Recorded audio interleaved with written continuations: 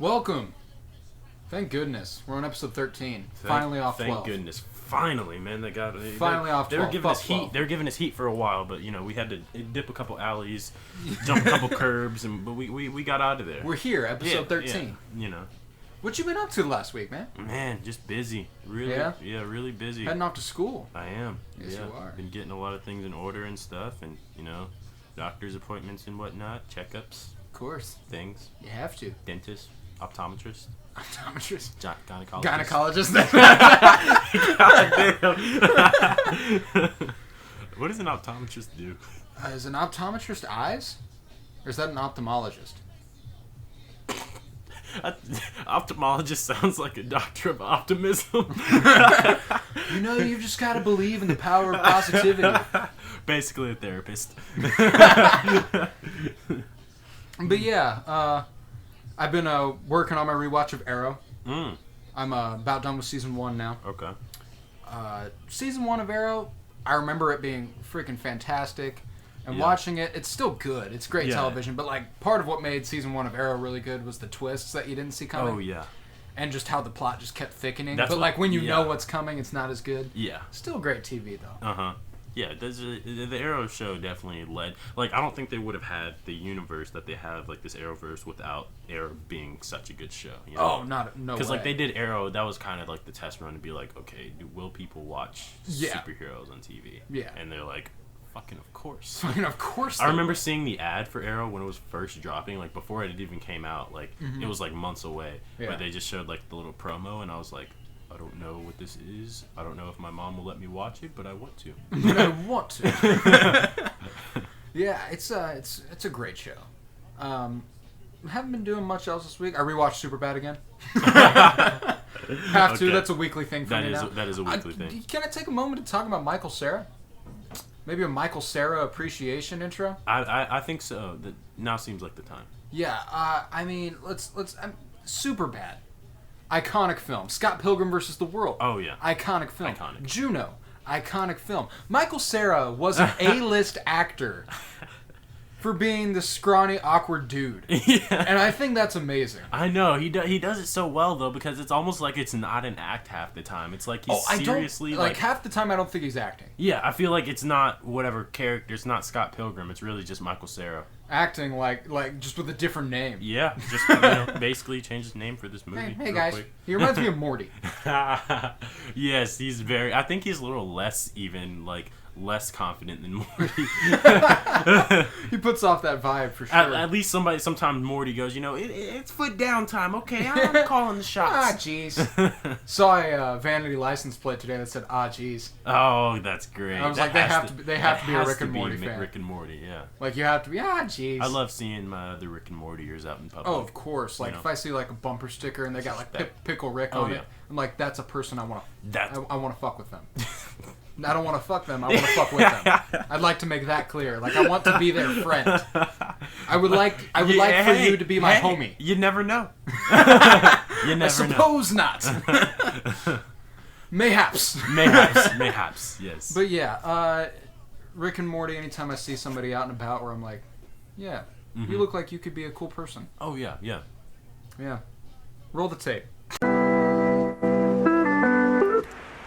You have now entered the Penny Bloom Podcast, hosted by none other than Colton Robertson and Tavares Pennington. I hope you are prepared for a show unlike any that you've ever seen before.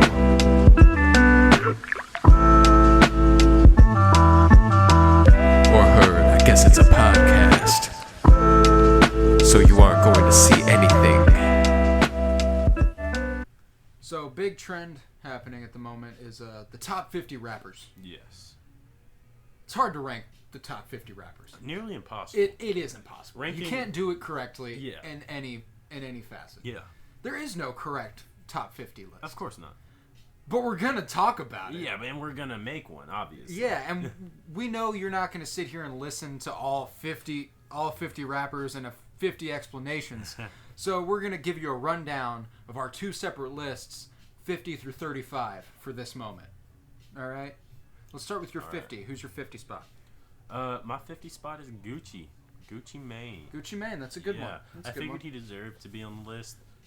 His music doesn't necessarily appeal to me, and the reason I ranked him so low is just because I feel like of all of the artists, like, he kind of, like, pioneered a sound, and then it just grew into something beyond anything that he really had ever done, but he is still credited rightly, I think, with, starting it. Absolutely. My 50 was Missy Elliott. Missy Elliott definitely deserved to be on the top 50, I think. And, I mean, her and Lauryn Hill really laid some groundwork for women in the rap game, and Missy Elliott's hard as fuck. So like, I'm always gonna show some love to Missy. What about your 49? Next, I had Lupe Fiasco. Lupe Fiasco, yeah. He's kind of the same. Like, I think coming up, he had the potential to be way higher up this list. Oh yeah, but when I don't know, the trajectory of his career has been a lot different than most other rappers. Because he didn't necessarily get worse over time. His music just evolved a shit ton. Yeah. So much to the point where it wasn't even really, like, palatable for the people who he, was first attracting fans from, like, that sort of fan base, Yeah. But I think he's still a talented rapper. What he's doing now is more sort of on that in the lane of, talking about, like, political shit. Yeah, he's a much more political rapper now. And that's fine. It's just not necessarily like what I want to hear from Lupe. Yeah, I get you. He falls in my 48 spot. Okay. Yeah, but my 49 was Royce da 5'9". Great artist. Probably should have been higher on mine, but I've never really liked his solo work a lot until the Book of Ryan. Oh, really? But he definitely deserved to be on the list too, so I threw him in there. What about your 48? Next, I had Method Man. Method Man is also my next. Really? Yeah. Method Man, he's cold. He did his job.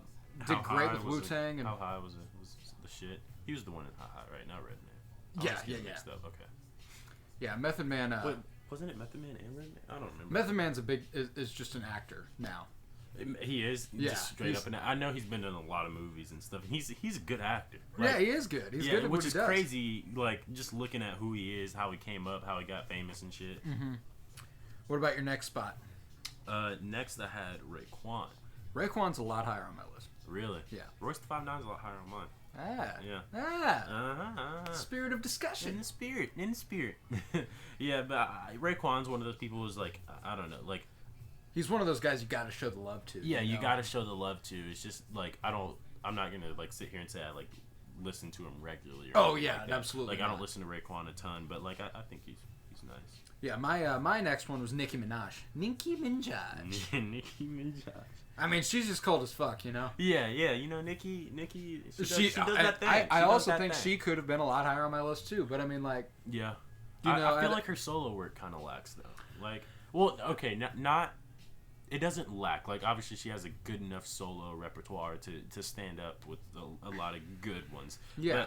But I don't know. She doesn't have enough of the iconic shit, Like, she doesn't have a classic album. Exactly. Like, Pink Friday, maybe. The Pink but Friday, like, maybe. And you have to take into account the fact that a lot of her more famous songs from those albums were pop hits. Yeah, exactly. Like really, Super Bass. Yeah, I mean, she went in. She went in at the beginning, good, but they're mainstream pop type shit. Like, it's not really hip hop rap. But when she does, she goes hard. She does. She can go hard. Bees in the trap. Bees in the trap. That was probably one of her, like, one of my favorite of her big rap, like, songs. My favorite Nicki Minaj song, like, easily ever, is Pills and Potions.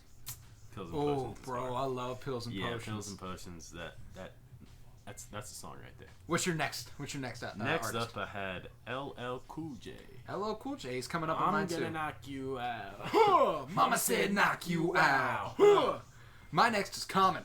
Common. I can see that. Yeah, Common was one of ours that we kind of like just based the entire list off. Yeah. We were like, would we put him over Common? Yeah. All right. Yeah. Common's actually my next one too. Hey, perfect. Yeah. After that, I had Tyler the Creator at 44. I had him way low.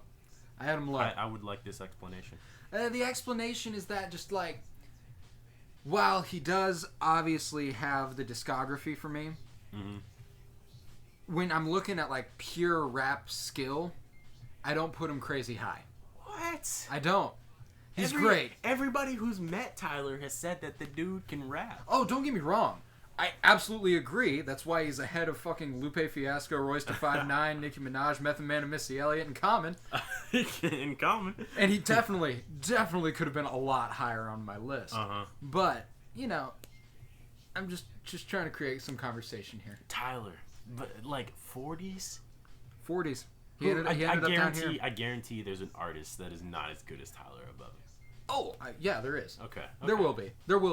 And I will have more explanation for those two. Okay, fair enough. Next, I had Q-Tip. Q-Tip's coming up on mine, too. Yeah, Q-Tip. What's he at on yours, 42? Yeah.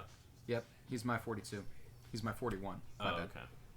Yeah, Q-Tip, I feel like he, great frontman for A Tribe Called Quest. Really is the sound of that group, honestly. Oh, my goodness. I love their comeback, too, a couple years ago. It was amazing. That was like right after Fife died. Oh, yeah. And, honestly, Q-Tip... Q-Tank.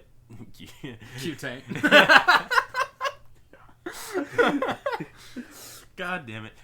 Q-Tip, his name recognition alone would put him a lot higher on this list for me personally. His production chops. He's so fucking good behind the board. He's really good. The reason I ranked him so low, though, was just because I feel like he doesn't necessarily...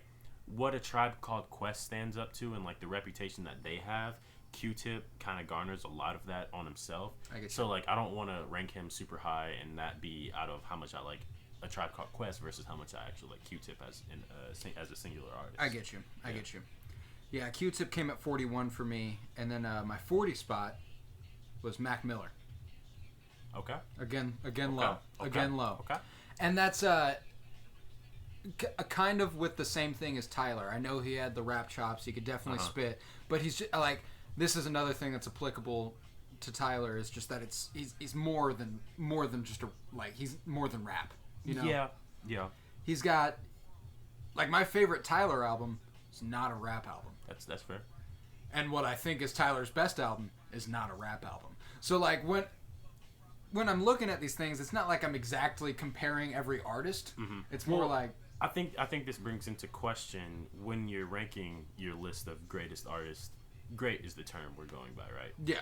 Greatest artists, hip-hop artists specifically, do you gauge that based on the artist having put out hip-hop, or do you gauge that by the music that the artist put out because they have already solidified themselves as that hip-hop artist? Oh, that's a good point. Because Tyler, from jump, was a straight-up hip-hop artist. Yeah, for and sure. And then he kind of, cherry bombing later, kind of went into some different sounds. Absolutely. But when you put out when Tyler puts out an album, it's for rap fans, you know what I mean? Yeah. So I don't obviously I don't know the answer to this question, but it's a complicated question. It is. But yeah, that's the reason Mac Miller and Tyler fall on my list. And it has nothing to do with how they perform, because their performing ability, I put them top 25 for sure. Oh yeah. But whenever I look at them, I gauge it by they're so much more than just hip hop. Okay, fair enough. What's next? 39. At 39, I have Wiz Khalifa. Wiz Khalifa. All right. Yeah. All right.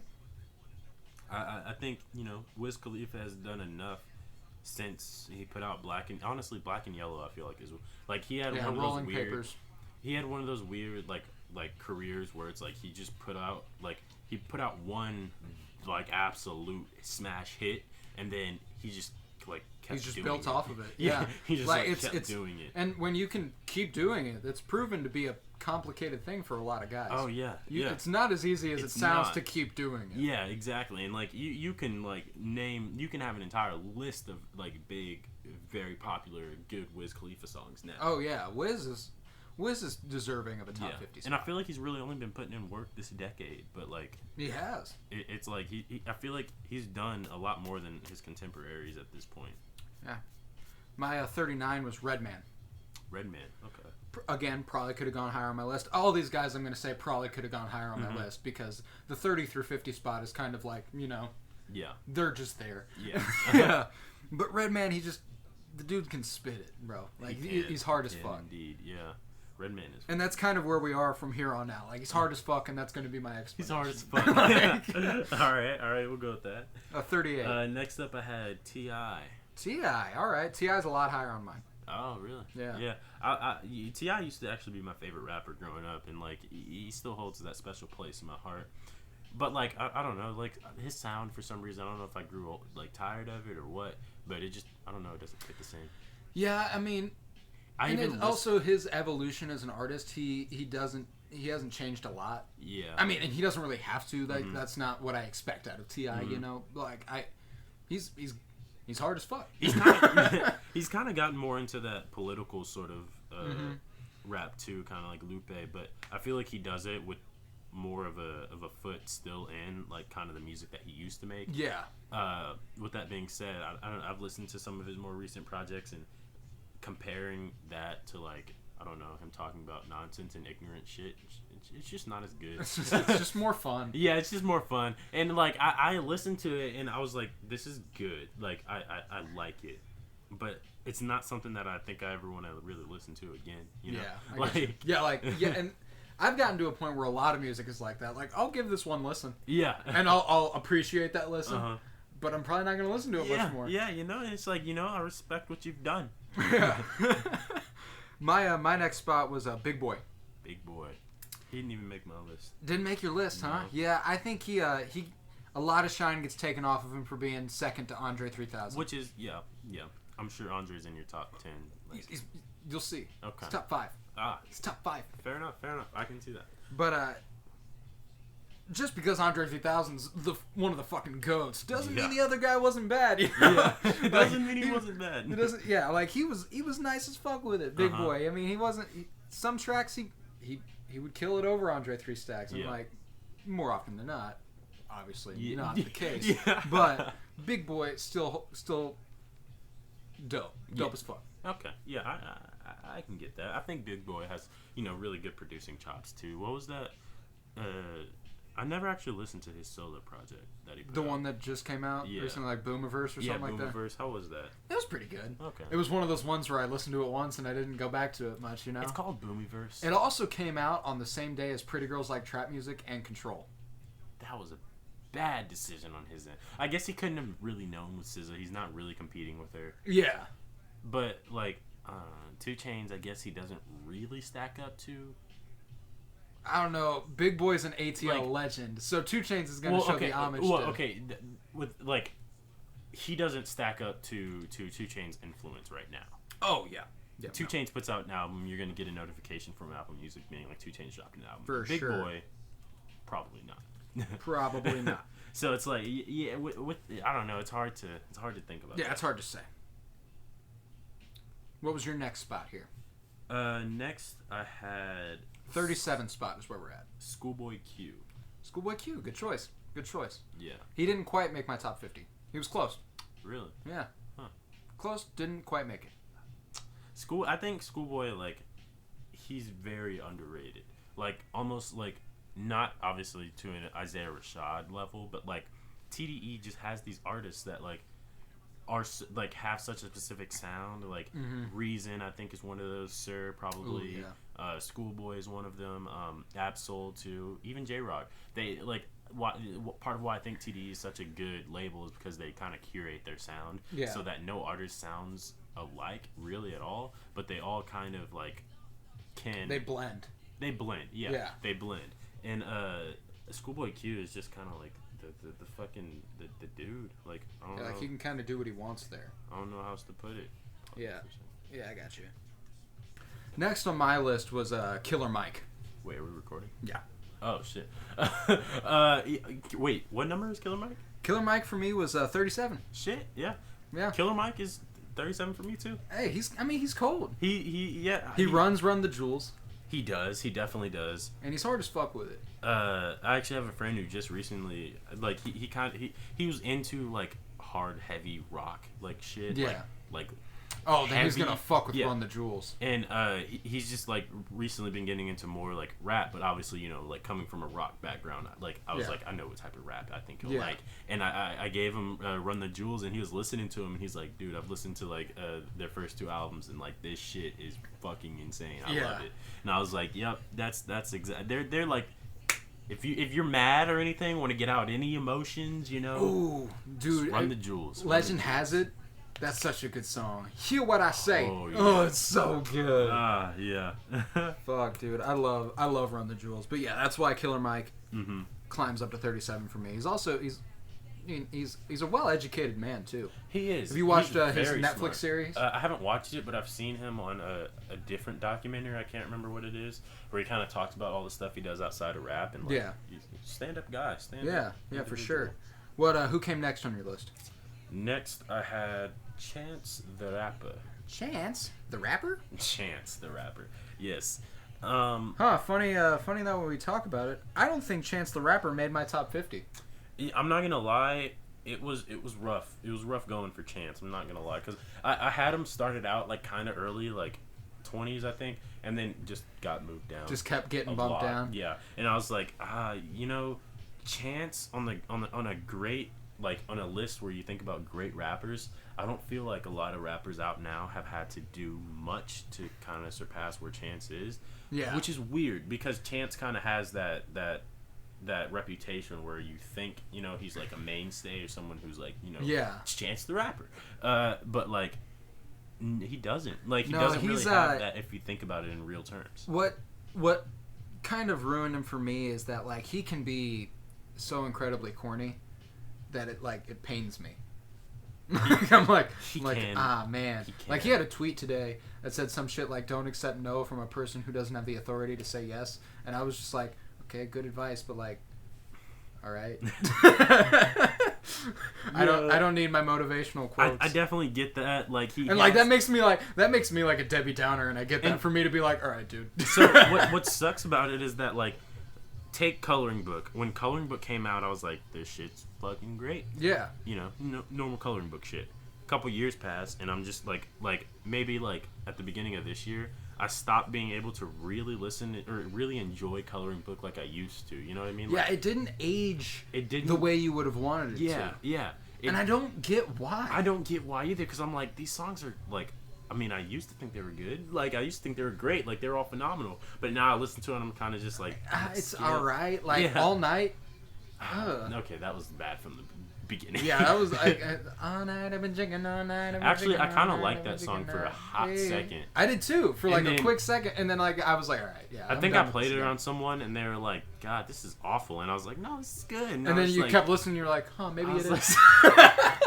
Exactly. I was just like, was I blinded? A couple days later, I'm like, okay, like the hook is catchy, but like other than that, yeah. So Chance had that happen, but once he put out Big Day, I don't know how, but he like multiplied his corniness. Oh, like, big time! Like this was a level up in the corny department for Chance. Yeah. I mean, it was good. Like it was. It's another one of those albums where I listened to it once and I was just kind of like, all right. Yeah. And I hated that. I've been thinking about that because like I've been going back to like YBN Corday's album, like Freddie Gibbs' album, like all these other albums, and I'm like, I just don't feel compelled to go back to the Big Day. I think I've just like outgrown it. Yeah, like I think I've outgrown what Chance's audience Chance used to be like your guy. Oh, that like, he was my favorite. For a second, you were like Chance. I'm taking Chance over everyone. Yeah, and I was like, okay, you know, could you put up? Yeah, now he's not even in my top 50 best rappers of all time. That's crazy. Yeah, and like I don't even get it. I don't know why. Like it's just something about him recently. I'm just not as impressed as I used to be. Yeah, I'm not either, and like I still no hate. Like he's still a good artist. Yeah, like, and his music he's making, it's definitely good. It's top notch music. Yeah, but I'm not fucking with it. I kind of just gave him the benefit of the doubt and was like, I think he should be on my list, just because like I don't know. even his old stuff, like yeah, you go back and listen to 10 Day or Acid Rap, there's no corniness whatsoever. Oh no, like that shit was fire. You're just like, oh, this is a good this album. dude had bars, and I'm hoping punchlines, just punchline after punchline on Acid Rap. It was fucking amazing. Acid Rap was incredible, but I'm hoping he'll make a comeback because like when you think about it, like he's only put out one. He's put out one album. I want to say I'm just gonna start saying it's like bad, like because like I don't know, like it wasn't bad, but it's like it wasn't as good as it should have been. Yeah. So like you put out one flop album. I think as an artist you can still recover from that. People big have time. A ton. All like the time. I don't think that it's you know far-fetched to see him put out another album that's a lot like that's more like Acid Rap or oh I don't either, especially after the reaction to Big Day. Yeah, he came out and said that Acid Rap's the best album of all time. Oh really? Yeah, like from his perspective, he thinks Acid Rap's the best album of all time. So I'm imagining that now that like you know he's here in a couple years, he'll have been married for a while. Yeah, settle down. But he won't talk about my wife as much. But like that could be worse. Then he's like, oh, what if he like tries to replicate Acid Rap? Oh no! Now we're just diving into this terrible rabbit hole. I'm gonna go next, and my next was Nipsey Hussle. Nipsey Hussle, okay. Nipsey Hussle, great rapper, and just everything about him. We've talked about him before. I don't need to talk about him too much, but like, he was just so fucking good. He was. He like Nipsey like. I regret the fact that, like, obviously, I've known of Nipsey Hussle for a long time. Like, even before I listened to his music, like, I knew his name, which kind of was crazy to me when he died, and people were like, "Who was Nipsey Hussle?" And I'm like, "He's you never even heard of Nipsey Hussle?" Yeah, I'm like, he's like been here. Like, he didn't just pop up like 2 years ago. Like, no, he has been rapping for a long time now. But like his shit just. Slaps. Like it's West Coast shit. It's so West good. Coast. It's the epitome of West Coast, honestly. Oh, like, for sure. And I love artists that can do that because one thing I feel like the East Coast hasn't really figured out yet is how to like be an artist that is like East Coast. I feel like Biggie was like that. I feel like Jay-Z, they're like that. But like for like these younger dudes and like there's not a specific East Coast sound. Exactly. Like the closest to that even now I'd go is like maybe Joey Badass. Yeah, but that's really just like and even on All American Badass I was picking up a lot of West Coast vibes. Yeah. That's really just boom bap rap though. And it's kind of like I feel like boom bap has kind of left just the East Coast. Like West Coast has a version of boom bap, but they do it like over more bouncy beats type shit, like more like, you know, driving in your car. It's kind of vibes, but it's like East Coast, I don't know if like they're completely figured out yet. Yeah. Who's next on your list? Next on my list, I had Meek Mill. Meek Mill, yeah. Probably should have made my list. I think Meek, he's been very consistent. He's consistent. He can spit, bro. Yeah. He's good. In 5 to 10 years, I definitely see him like younger artists looking up to Meek Mill and being like. There are already dudes that are looking up to Meek Mill. Yeah. I mean, like, he's definitely good as fuck. Fire. Oh, dude, DC4, my favorite Meek project. DC4 was when I got into Meek on because before really? I don't know why I didn't like him. Oh, was it because of the Drake beef? You know, that definitely played in. I remember being on Drake's side and then being confused. A couple years later, I was like, why was I on Drake's side? Yeah. But you know, Meek just definitely consistently puts out good music. Oh yeah, like just great music. My next was Big Pun. I mean, I don't need to speak on Big Pun much. He could spit it. He was good as fuck. And you can tell by my list from here on out that like I'm an old head. I like 90s rap. 90s and early 2000s, that's my shit. And you'll be able to tell because from here on out, not a lot of young guys. Oh, really? Not a lot. Okay. You shall see. We shall. That was my 35. Who's your 35? Next up, I had No Name. No Name. Yeah. All right. Yeah, for sure. I fuck with her. She's good. Yeah, I think, like, you know, even for however underground she may seem, like, people, because there are a lot of people who don't know her name either, you know what I mean? Yeah, for sure. And I feel like she's not necessarily, like, the child of Lauryn Hill, but, like, She seems like she's damn she's close. carrying that shit on, like, no matter what. Like, she's taking, like, that, I feel like that sound that Lauryn Hill had. She reminds me very Miseducation.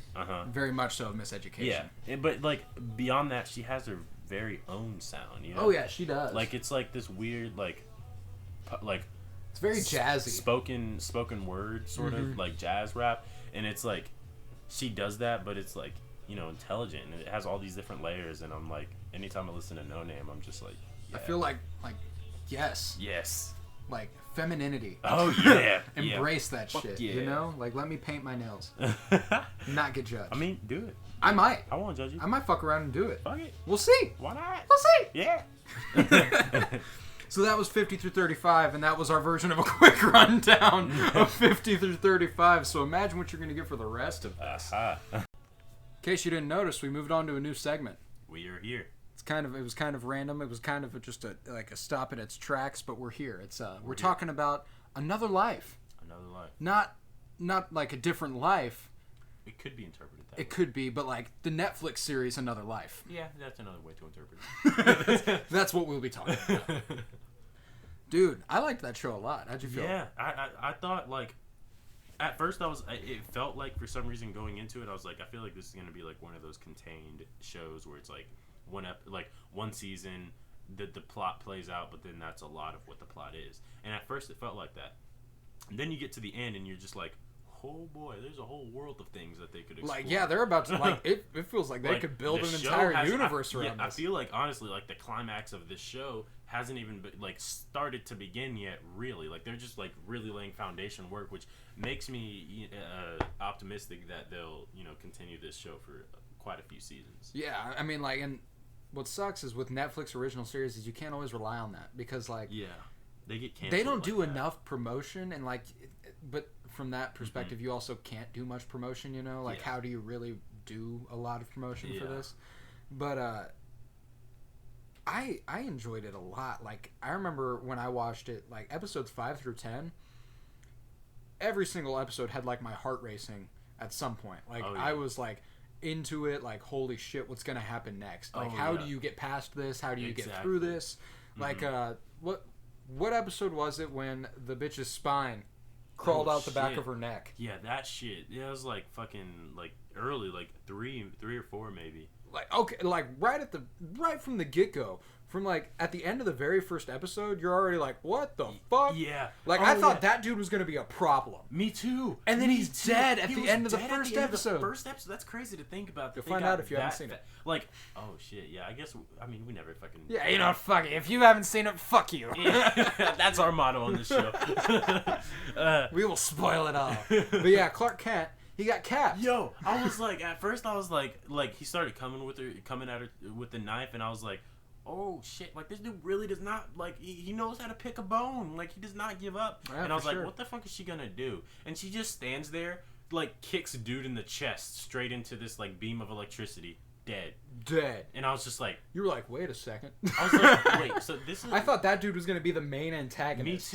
Me too. And I was like, first of all, the guy obviously doesn't know how to fight. He just walks up slowly and allows himself to be kicked into, you know, this open electricity just flowing out. Like, what a fucking idiot. You're dumb. You have a knife.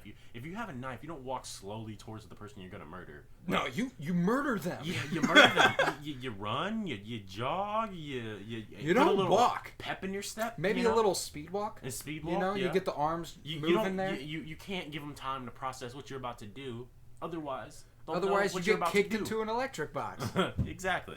Yeah. That was a crazy beginning to this show. Oh, for sure. And another cool little factoid is that like a few of those characters in the show have been like series, like not regulars, but they pop up in a lot of the CW Arrowverse. Oh, I noticed that too. Yeah. Like the main character, I'm trying to remember what. Gypsy. Yeah, Gypsy. She's played by Katie. Katie Sackhoff or something like that. I think her name. Here, let me look it up real quick. She plays Amunet Black in The Flash. I thought I recognized her. I did too. I couldn't place it though. I was like that's a Nico, right? Yes, Nico. I remember that's weird because like thinking of Amunet Black in the CW universe and then her character Nico. Dude, I loved Amunet Black. I did too. She was really dope.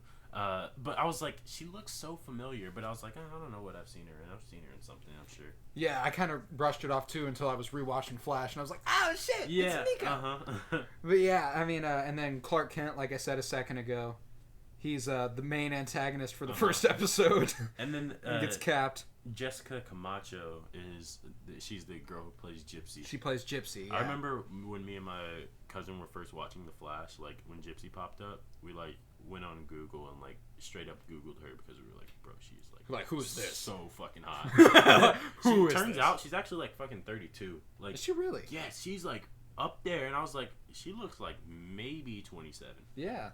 Well, the cast is astounding. Yeah. You also have Justin Chatwin, who is in Shameless. He's a very big deal in the show Shameless, and he does a great job. I mean, Jake Abel as Sasha. Sasha was an interesting character. Sasha was very interesting. Yeah, he was. I know him from the I'm Number 4 movie. You ever see that? Mm-hmm. Yeah. Sasha was a very interesting character. Actually, I feel like with his character, they wanted to make it so that. I don't know. It was weird. They wanted to make it so that he kind of fulfilled his mission because like he was so dead set on it.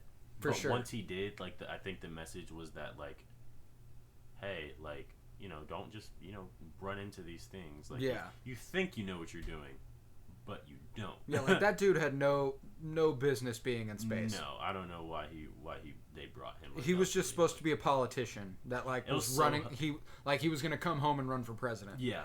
Like, yo, if you're going to space on a mission to communicate with aliens on a different planet... Probably not a good time to create, political... like, this isn't your political platform, yeah, bro. Exactly. You're not going to be like, I made peace with the aliens.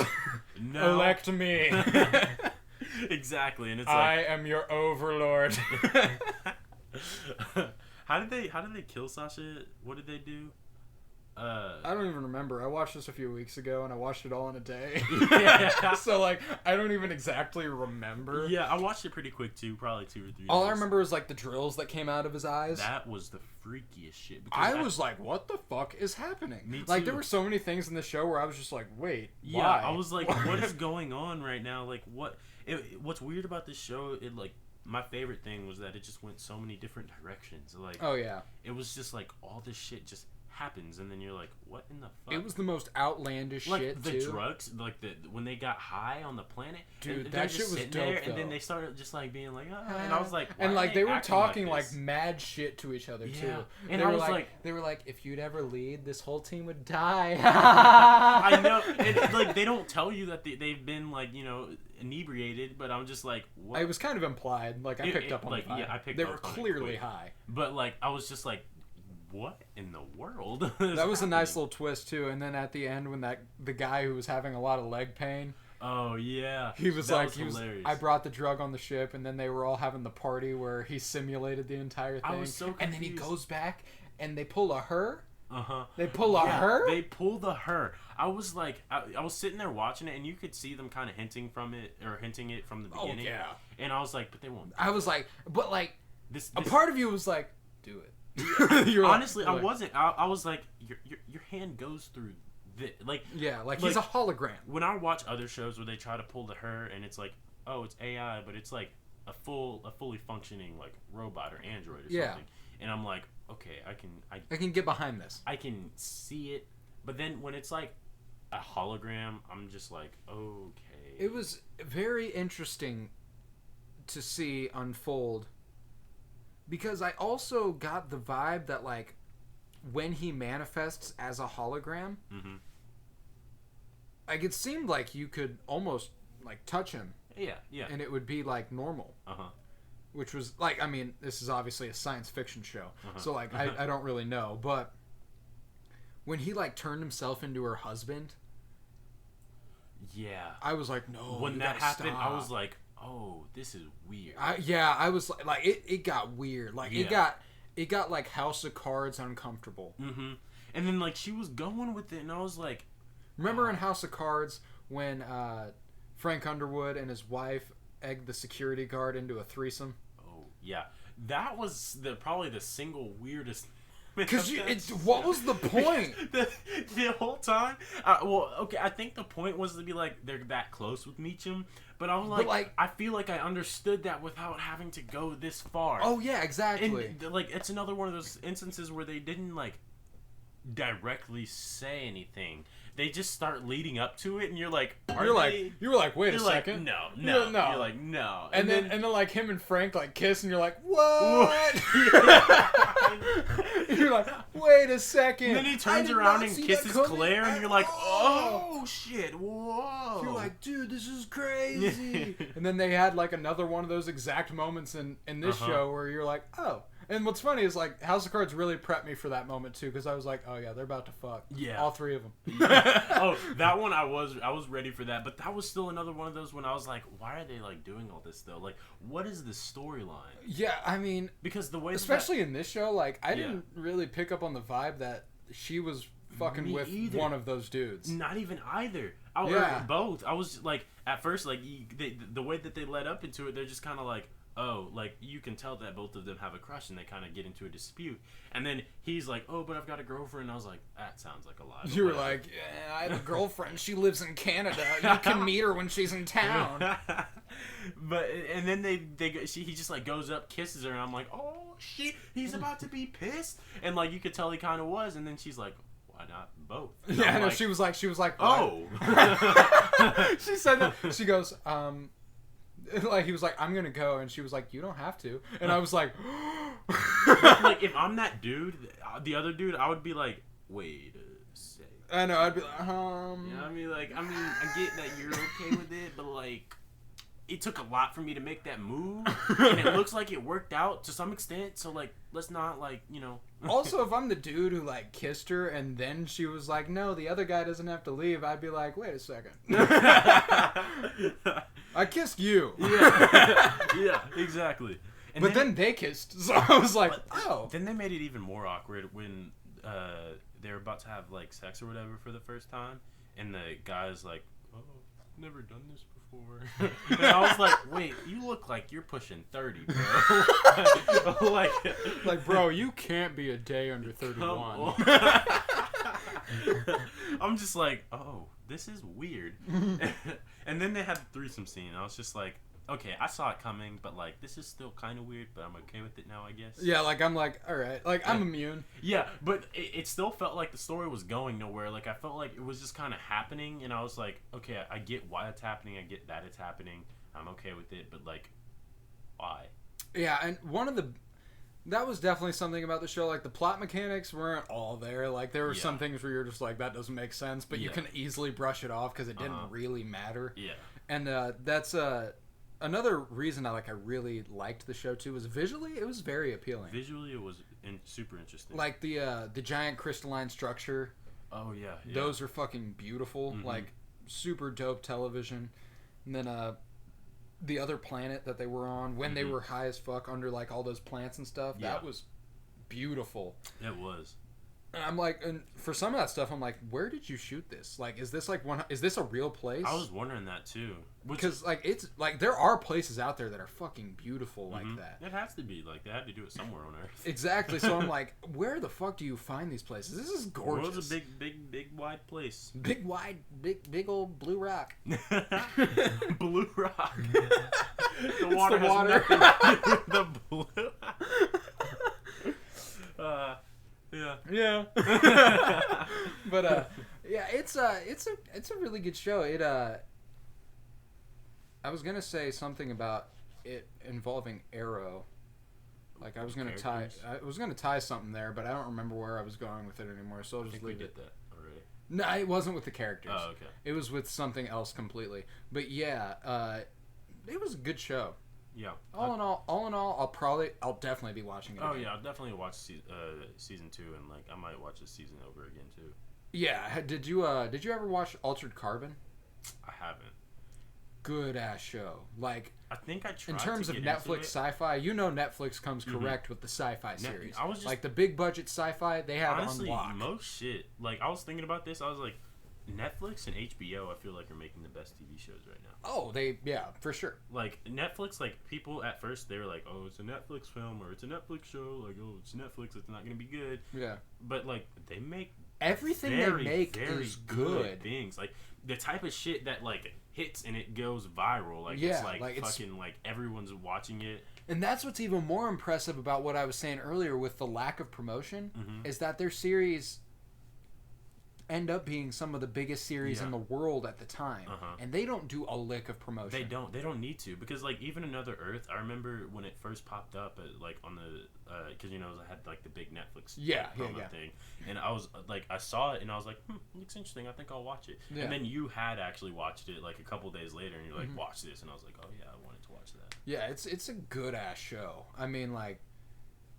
it was just so fucking wild. It was just off the wall, like shit. Like you couldn't even really expect anything to happen. Like, it's just because it was unexpected. Like, yeah, like nothing in it. You had zero clue was about to happen. Oh yeah. And like part of that is because the story itself, you don't know exactly what it's supposed to be. Yeah, they just drop you in, and they're just like, all right, it's starting. And like you get the idea, like they're going to go communicate with these aliens, but like we still don't know anything about these aliens. They don't know anything about these aliens. So all that there is that these giant crystals pop up on the Earth. So like, what's it mean? My boy, the astrobiologist, may his heart rest in peace. Yeah. Like when he came on, I was so confused because they were like, when they were first figuring out about the Soma sleep.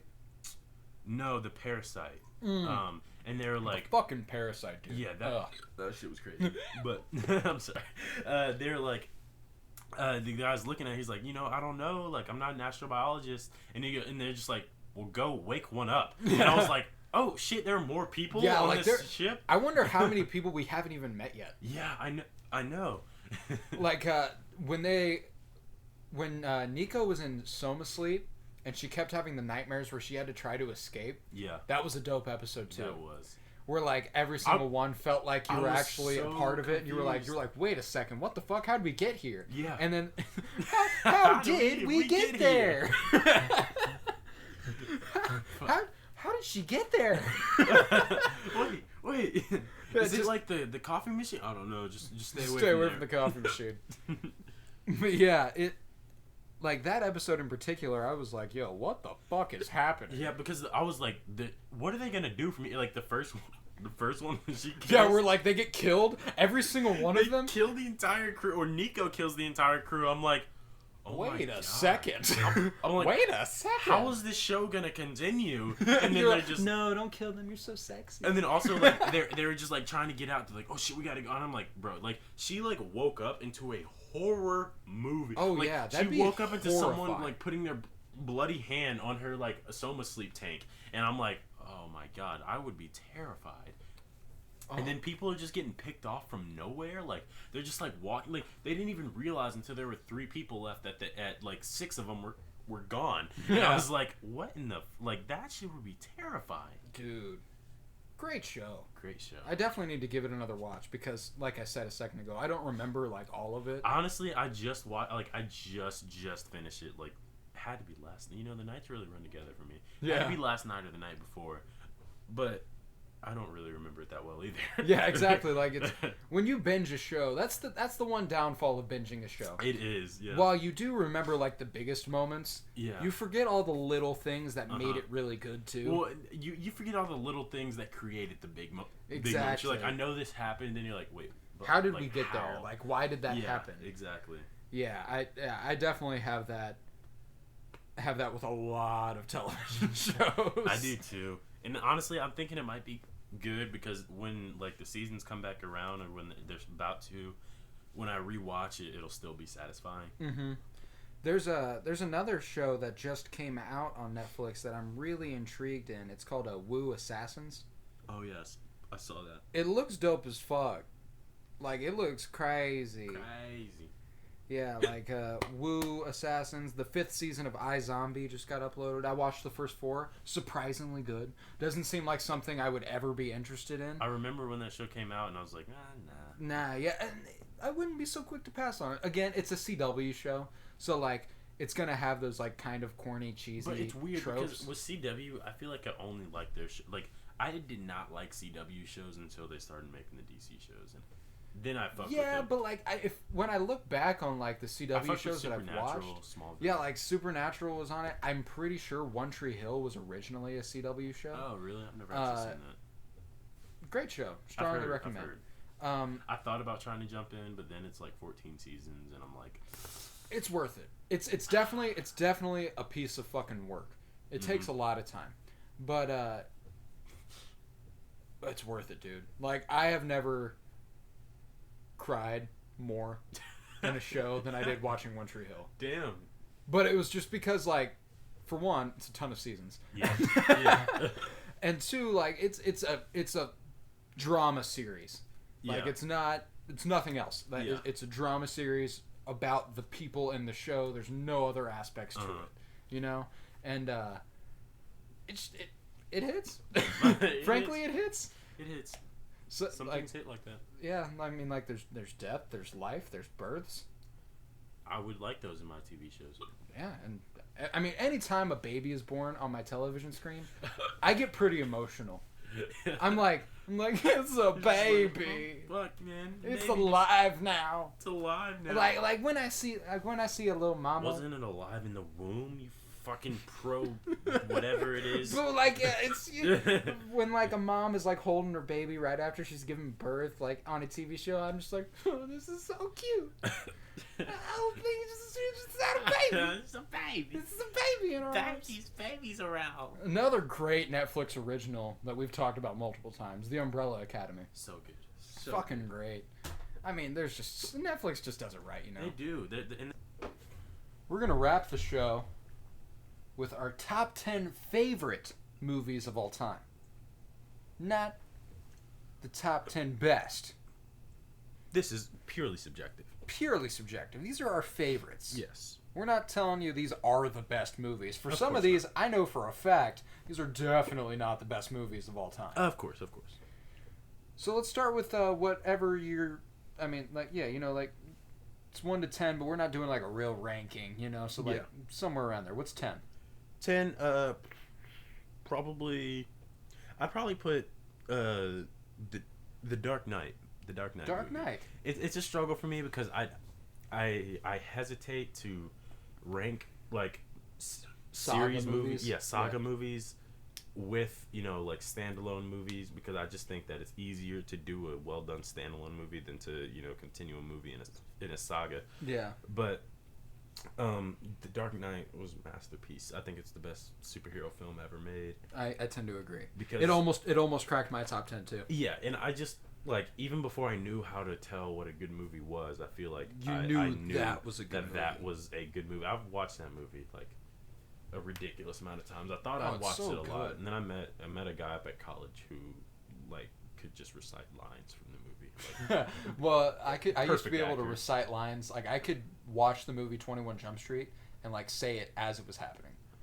Oh my god! Like people hated watching that movie with me, and I know they did. But I was just like, this guy gave the whole like Joker monologue at the end of the movie. Like I was just like, oh my god! Like what the fuck? And he like acted with it too. It was like really creepy, and I was like, why are you a math major? Like, but yeah, whatever. What was how I got these scars? What was your number 10? My number 10, I'm gonna throw The Greatest Showman at that. Okay. Yeah, I mean, I know this isn't exactly like, oh my god, The Greatest Showman, what a fucking great movie. Yeah. But I'm a sucker for a musical. Okay. You know, and it's a comfort movie. It is. It's not just like, oh my god, this is so good. But like, you know, if I just want to like settle down, watch a film, I'm gonna watch The Greatest Showman. Okay. It's a good go-to. My problem with musical, like I like musicals when it's good music, but it's hard for me to sit through musicals sometimes.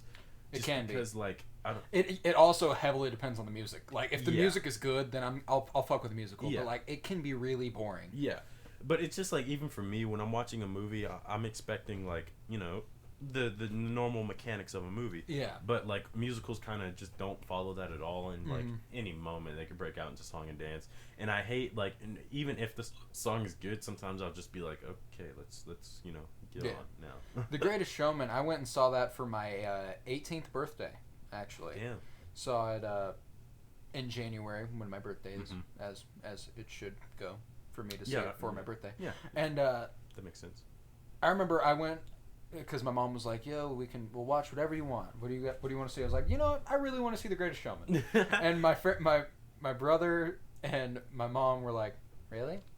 that's the one we're gonna go to. And I was like, "Yes, like, it is." Yeah. I was like, "Yeah, it is." And like the entire time, I was like just like in awe because like their dancing numbers, their music, like the music in that, like almost every song gave me chills. Like, This Is Me, when I was watching that, like, I almost fucking cried. I was like, this is so beautiful. And, like, my brother just doesn't cry at anything, so he was like, he was like, what the fuck is wrong with you?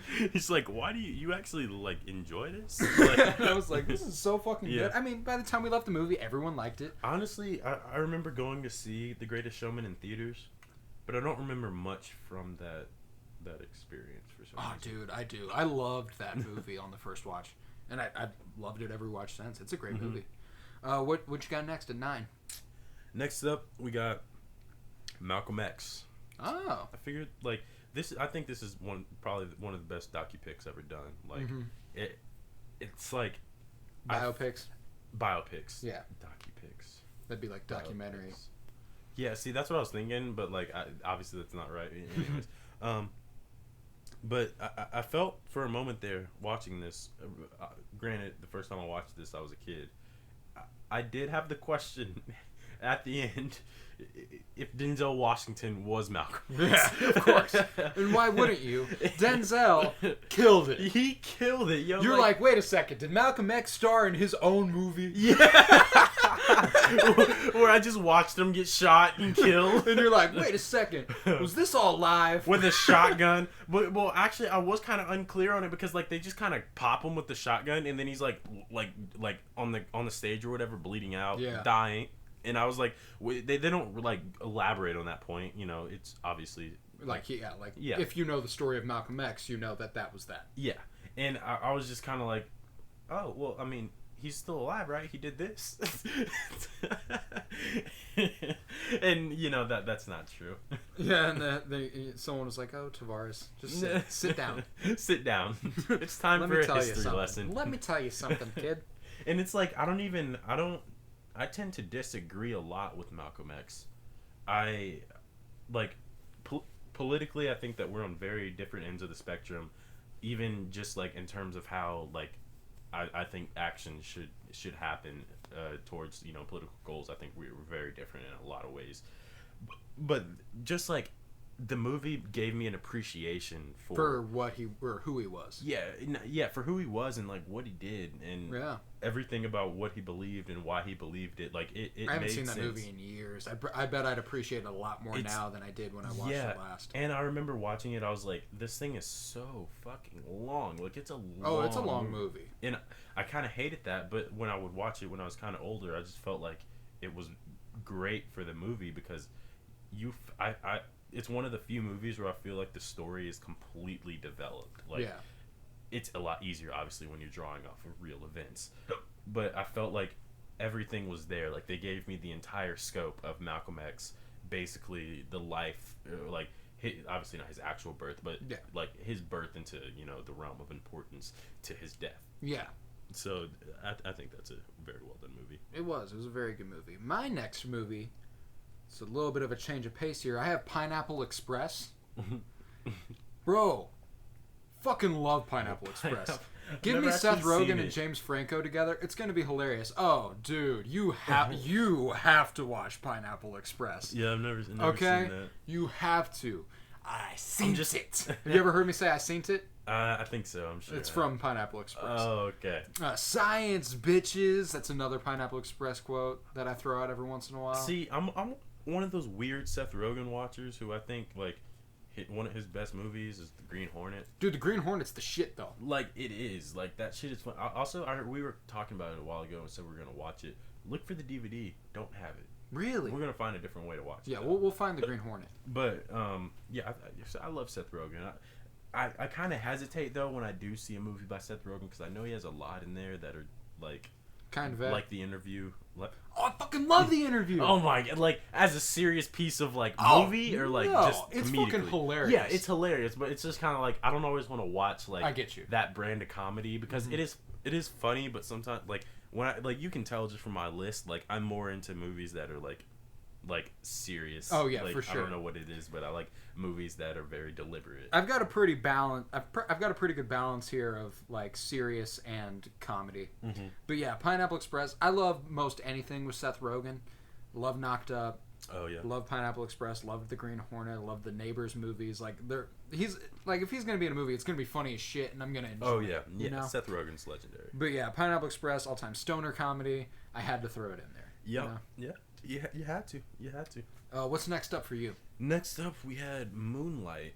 Moonlight, great. Man. That movie is just like the most picture perfect view of melancholy. God, like it's sad. I'm sad gonna tell you right now. Like when you get done watching that movie, you're gonna like do a lot of rethinking about just life, everything, your place in it. You know how you feel about things. Do I belong here? Yeah. But I remember. So I actually watched that movie the day that I moved back into school from winter break, and my roommate wasn't back yet, and I don't like the way that we were set up. Like it was kind of like, oh, well, I mean, my roommate's not back. I'm not gonna go do anything. Just wait for him to show up. So I was like, you know what? He's got like 2 hours left. And he'll be here. I'll watch this movie real quick. I heard it's pretty good. For sure. And I was not ready. Not fucking ready. Because like it takes you through like so many different emotions, and I'm just I've never felt like so like spent. Yeah, just spent. Like, God. Yeah, I'm just like, oh my, like it felt like after you binge watch Euphoria, like God. Exactly. Even the end of the movie is supposed to be like a happy. Look up. Yeah, it's supposed to be a look up, but you're still just kind of like. It's still so bleak. Like, it doesn't matter how good this guy's life can get from here on out. He's already had such a shitty life. That like, no matter what, I'm going to feel bad. Yeah. Just like, oh, man, I've never seen, like, that sort of character development in a movie. That Moonlight, to me, is probably one of the best movies that, in terms of character development. Oh, yeah, and Mahershala Ali is fucking brilliant in that movie. Fuck you if you haven't seen it. When he died, I was like, wait. What? Like, wait. He was like the one. Like I was like, the kid's gonna be good now. You know? Yeah. He's there. He's looking out for him. God. And then he died, and I was like, oh boy. What a great fucking movie, what a great movie. Again, for a switch of pace, my next movie mentioned it earlier. Superbad. There we go. I love a good comedy. Yeah. You know, and this is one of those movies that seems like it shifted comedy in a new direction at some point. Like if you haven't seen Superbad, you're missing out on probably a top 5 comedy movie all time for sure. Like in terms of best comedies. Mm-hmm. I mean, the combo of Michael Cera and Jonah Hill, fucking hilarious. I watched it again last night, and there's that part where Jonah Hill's talking about his obsession when he was little of drawing dicks. And he's just like explaining the story to Michael Cera's character. He's like, man, when I was little, it's not that weird. Like 8% of kids or something like that does it. I would just sit around all day and draw pictures of dicks. And one day, and I just don't know what it was. I would put a pen to paper, and no matter what, I would draw a dick. And like couldn't control it. I had this. I remember at school I was pretty secret about this whole dick operation I had going on. So I would draw them and I'd put them in this little lunchbox that I had. But one day someone came up and knocked it off the desk and it hit this girl in the foot, and then it cuts away. He's like, "You hit Susie in the foot with your dick?" Yeah, I did. And just like the entire sequence, and this little girl looks at this piece of paper, and it's just a giant dick and balls on the piece of paper. She screams, runs out of the room, and then it cuts to Jonah Hill as a little kid, and he's trying to eat all the pieces of paper. Oh my god! Oh my god! And the entire time I'm just dying. Oh my god! Just dying of laughter. That entire movie is a fucking masterpiece, dude. It is so fucking funny. Yeah. That's hilarious. But yeah, Superbad. Just amazing. Mm-hmm. That's another one with Michael Cera. Like I said earlier, Michael Cera's a fucking legend. Oh yeah. So yeah, Superbad. That was my 7. Okay. What about your 6? So we're gonna switch gears, very back to the opposite. We're going with American Gangster. You seen that? Ooh, yes. With Denzel? Yeah. Oh man, Frank White. You know, like the story of like the American Gangster guy. I knew that was real going in, like that was based on true events. Mm-hmm. But even still, I can't picture Frank White. That's not Denzel. Like, oh yeah, like it's Denzel Washington. It has to be Denzel Washington. Like he obviously was selling all that coke. Like yeah, like who else? Like I believe Denzel has done everything there is to do in life. Period. Yeah, period. Like he can retire to the countryside and be fine. Like yeah, like when he dies, I'm gonna be like there are 3 dudes who I believe have done everything and anything they could have possibly ever done. It's Denzel Washington, Morgan Freeman, and Samuel L. Jackson. Those 3 have done everything they've ever needed to. That's a Mount Rushmore. Who's the 4th? Let's see. Huh. I don't know, man. Maybe like what's his name? I mean, like I couldn't really tell you there. Who do you go for? I can't. I'm thinking of faces. I can't think of names right now. But like that's an idea. We'll have to do that. Yeah. But man, American Gangster. Like, if you want to see what an American Gangster is, like what that looks like.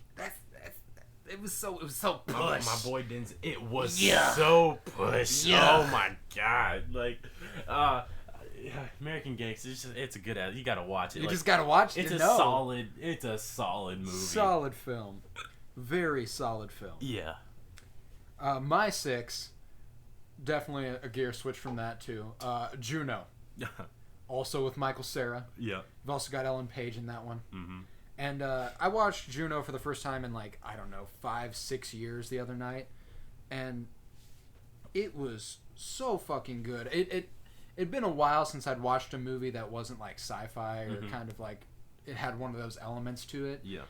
But like when I watched it, I was like, damn, this is like raw, real shit. You know. Yeah. Like obviously, not everybody has to go through a teenage pregnancy, thank God.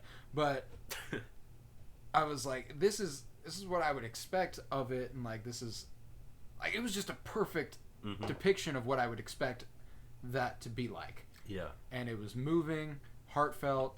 I mean, Ellen Page and Michael Cera performing their little duet at the end is one of my favorite little sequences where they're like, "We sure are cute for 2 ugly people."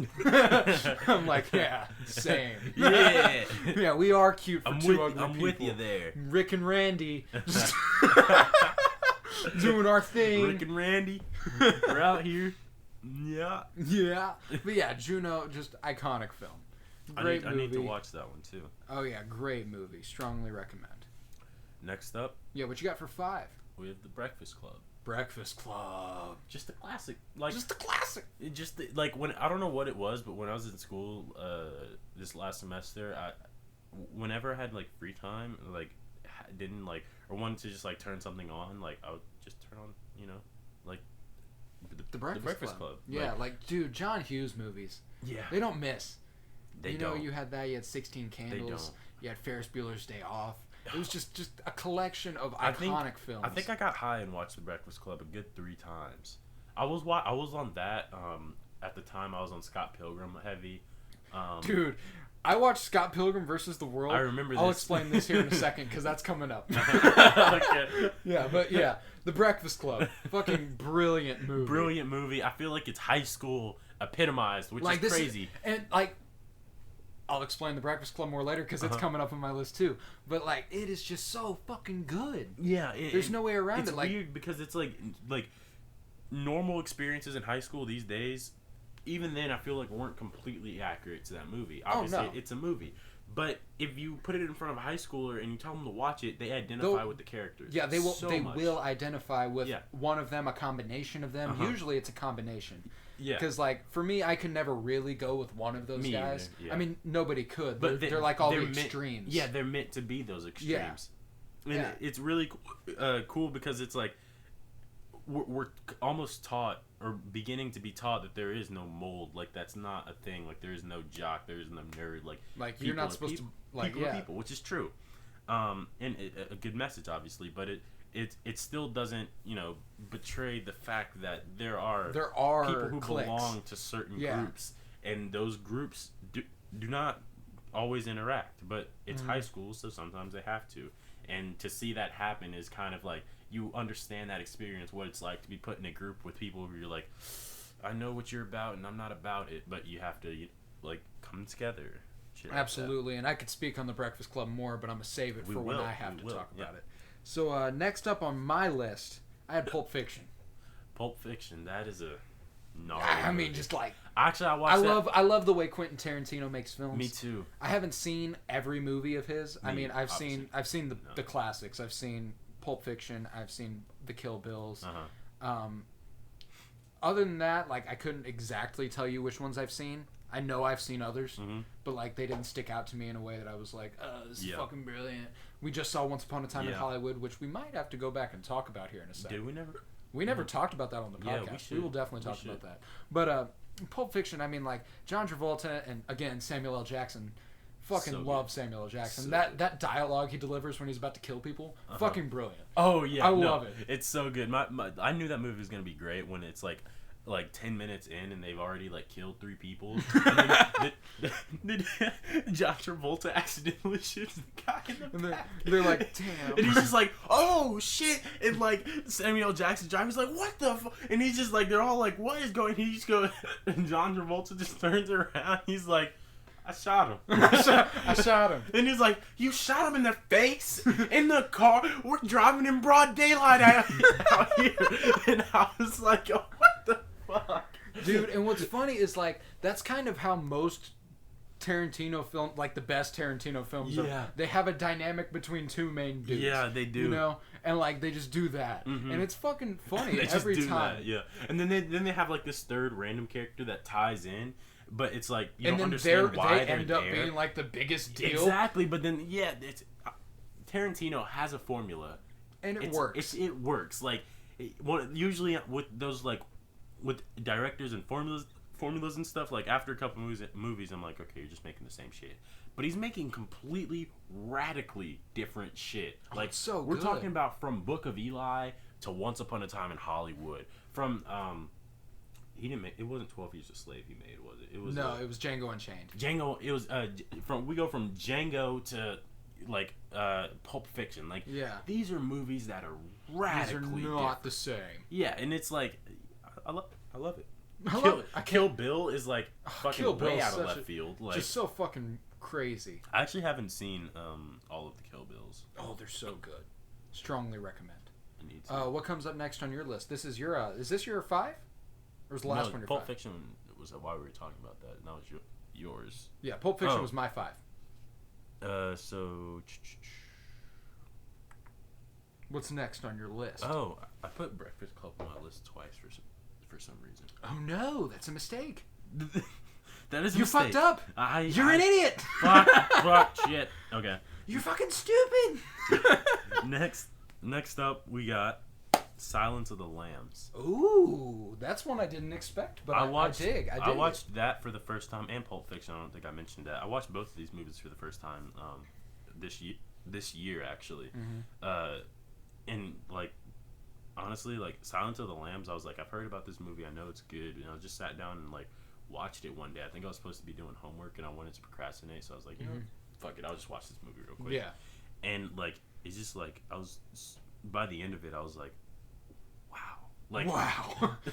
It's like, fuck, man. I was just like, this is brilliant. I was not expecting to get this into this movie. Yeah, like, but I'm into it. I never expected that whenever I watched it either. Yeah, Hannibal Lecter, I think, is one of the greatest performances for any actor ever. Like, so good. So good. Was that Anthony Hopkins?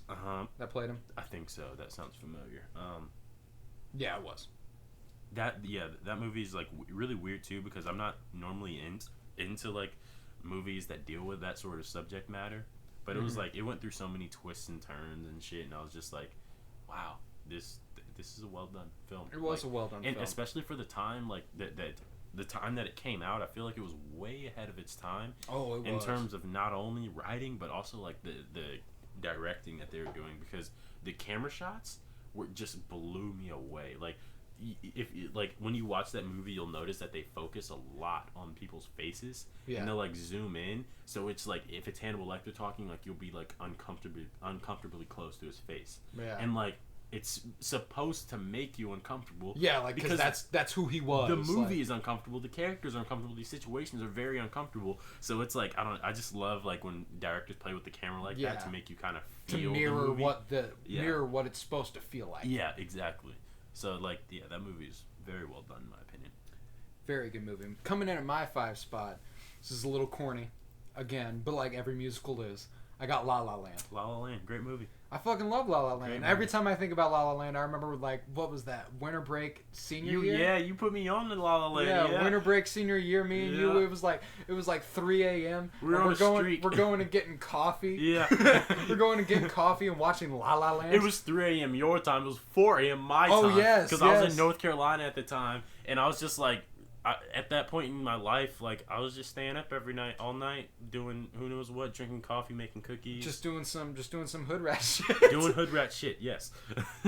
And so like one night I was just like, I'm gonna watch it, and you're just like, I'm gonna watch it with you. And we were like, we live. It was like a live tweeting. Yeah, like back live and forth. Tweeted us watching La La Land. That was.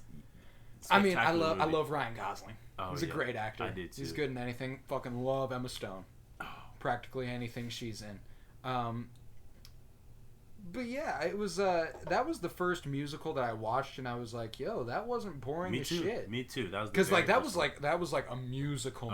Like they did the dance numbers, they did like tap dancing, like they did some musical shit. Yeah. Like, I just loved watching it. Like, just it was so visually appealing. Yeah. Like, there's this shot that's like so minuscule for the movie, like doesn't matter at all. But Emma Stone's like walking.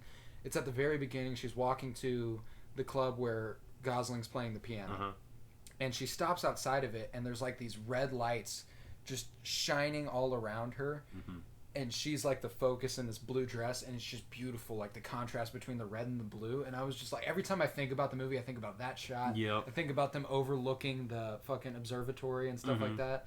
Oh, it's so beautiful. I just like the colors, like it makes me just kind of want to watch it again. I want to watch it. It's not available anywhere. I know. You cannot stream it anywhere. It's not on HBO anymore? No. Actually, I knew that because I looked for it when I had HBO. I was so disappointed. It's nowhere to be found. I have to buy it. I don't want to buy it. I don't want to buy it, yeah. It's worth it, but I don't want to buy it. Like, I definitely want... The amount of times that I've wanted to watch it, I know it'd be worth it. It would totally be worth it. I need to start buying movies, honestly. I don't really buy movies anymore. Oh, I own several movies. Really? Yeah, we'll get to some that I do own. Okay. Yeah. I mean, like, I got my family has, like, you know, the collection or whatever, but I feel like I don't want to take their movies. Like, I guess. Yeah, like, these are my movies. I probably will end up taking some. Oh, for sure. These, like, held a special enough place to me during my entire childhood. This is a bit of a side note, but I remember when I got my first, like, DVD player for Christmas, and I didn't have anything for, like, the TV in my room other than, like, my Xbox, which I had, like, 2 games for. So I was like, I wanted that DVD player for so long, and once I got it, like, I was watching movies non-stop. Every moment. All I did was watch movies. And, like, it's weird because I do that with shit. Like, when I first got into reading books, all I did was read books. Like, literally would just come home from middle school, just, like, lay in bed and read. I can't even do that anymore without falling asleep. I try to read in bed, and I'm just like, bro, I'm gonna go to sleep. Like, how did I do this as a kid? I would stay up for like... How did I ever read? 5 to 6 hours on end, just sitting there reading. Like, I'm like, how did I do this? I can read for like an hour. Yeah. Max. Yeah. Max. After that, though, I'm like... I start doing the shit where I get to the end of the page, and I'm like, shit, I didn't read a single word of that. Like, I wasn't paying attention in the slightest. And then I have to go back and read the page again. Then I get to the end and I'm like, fuck, okay, I'm done. It's like reading words versus, like, reading actually. Yeah, like, actually reading. You said, like, as that there thou wilt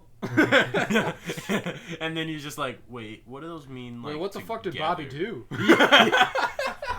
You're like, I read everything that described what he did, but like, what did he do? But yeah, that was definitely something I did too. Oh yeah, okay. But yeah, La La Land, fucking brilliant movie. Brilliant. Yeah. What's next for you?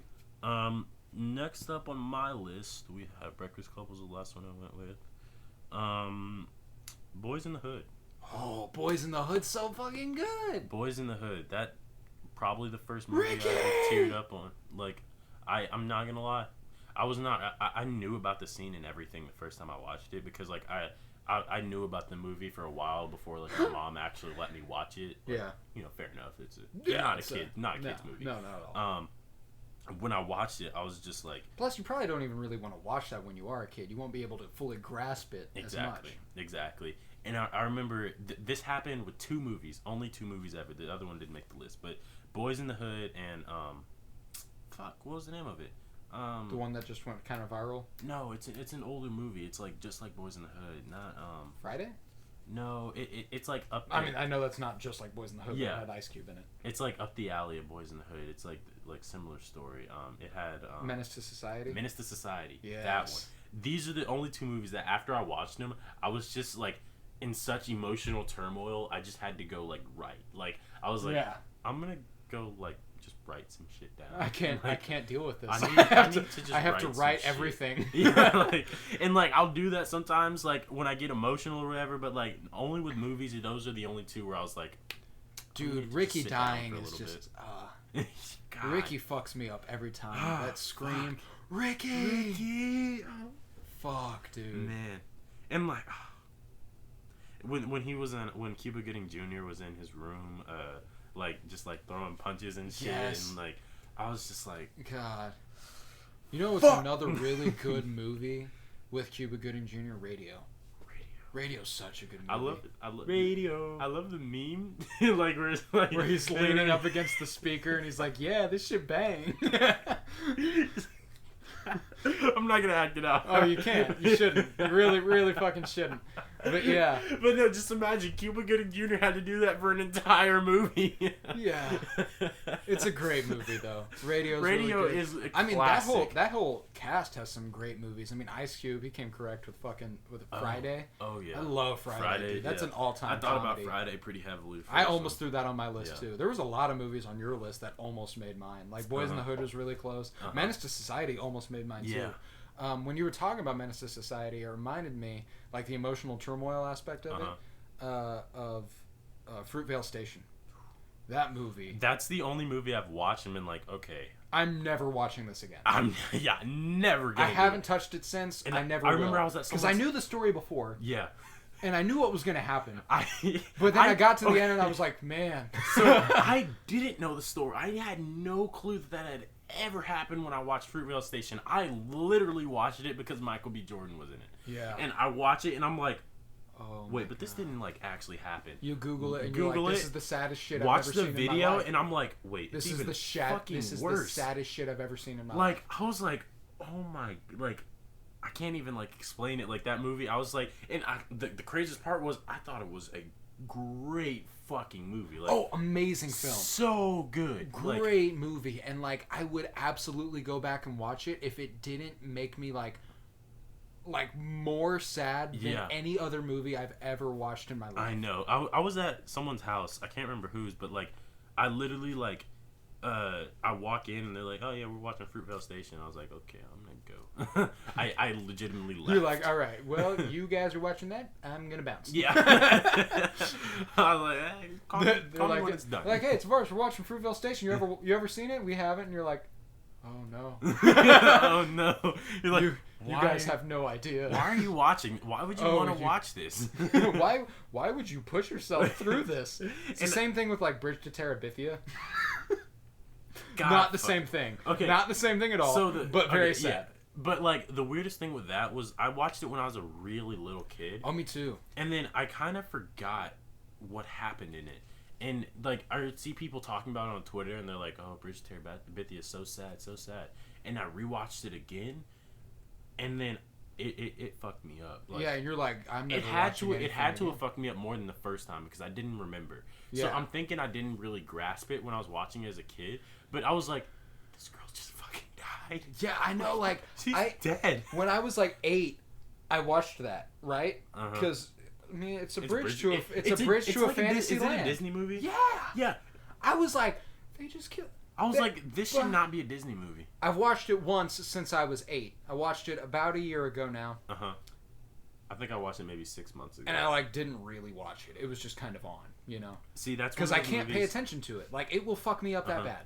Yeah, I watched it because I wanted to pay attention to it because I was like, you know what? Like, this is a pretty like this is like largely talked about movie, so I want to like get into it, make sure I know. Like, I think I fell asleep. I think I watched that like I think I watched it at my ex-girlfriend's house at like 2 a.m.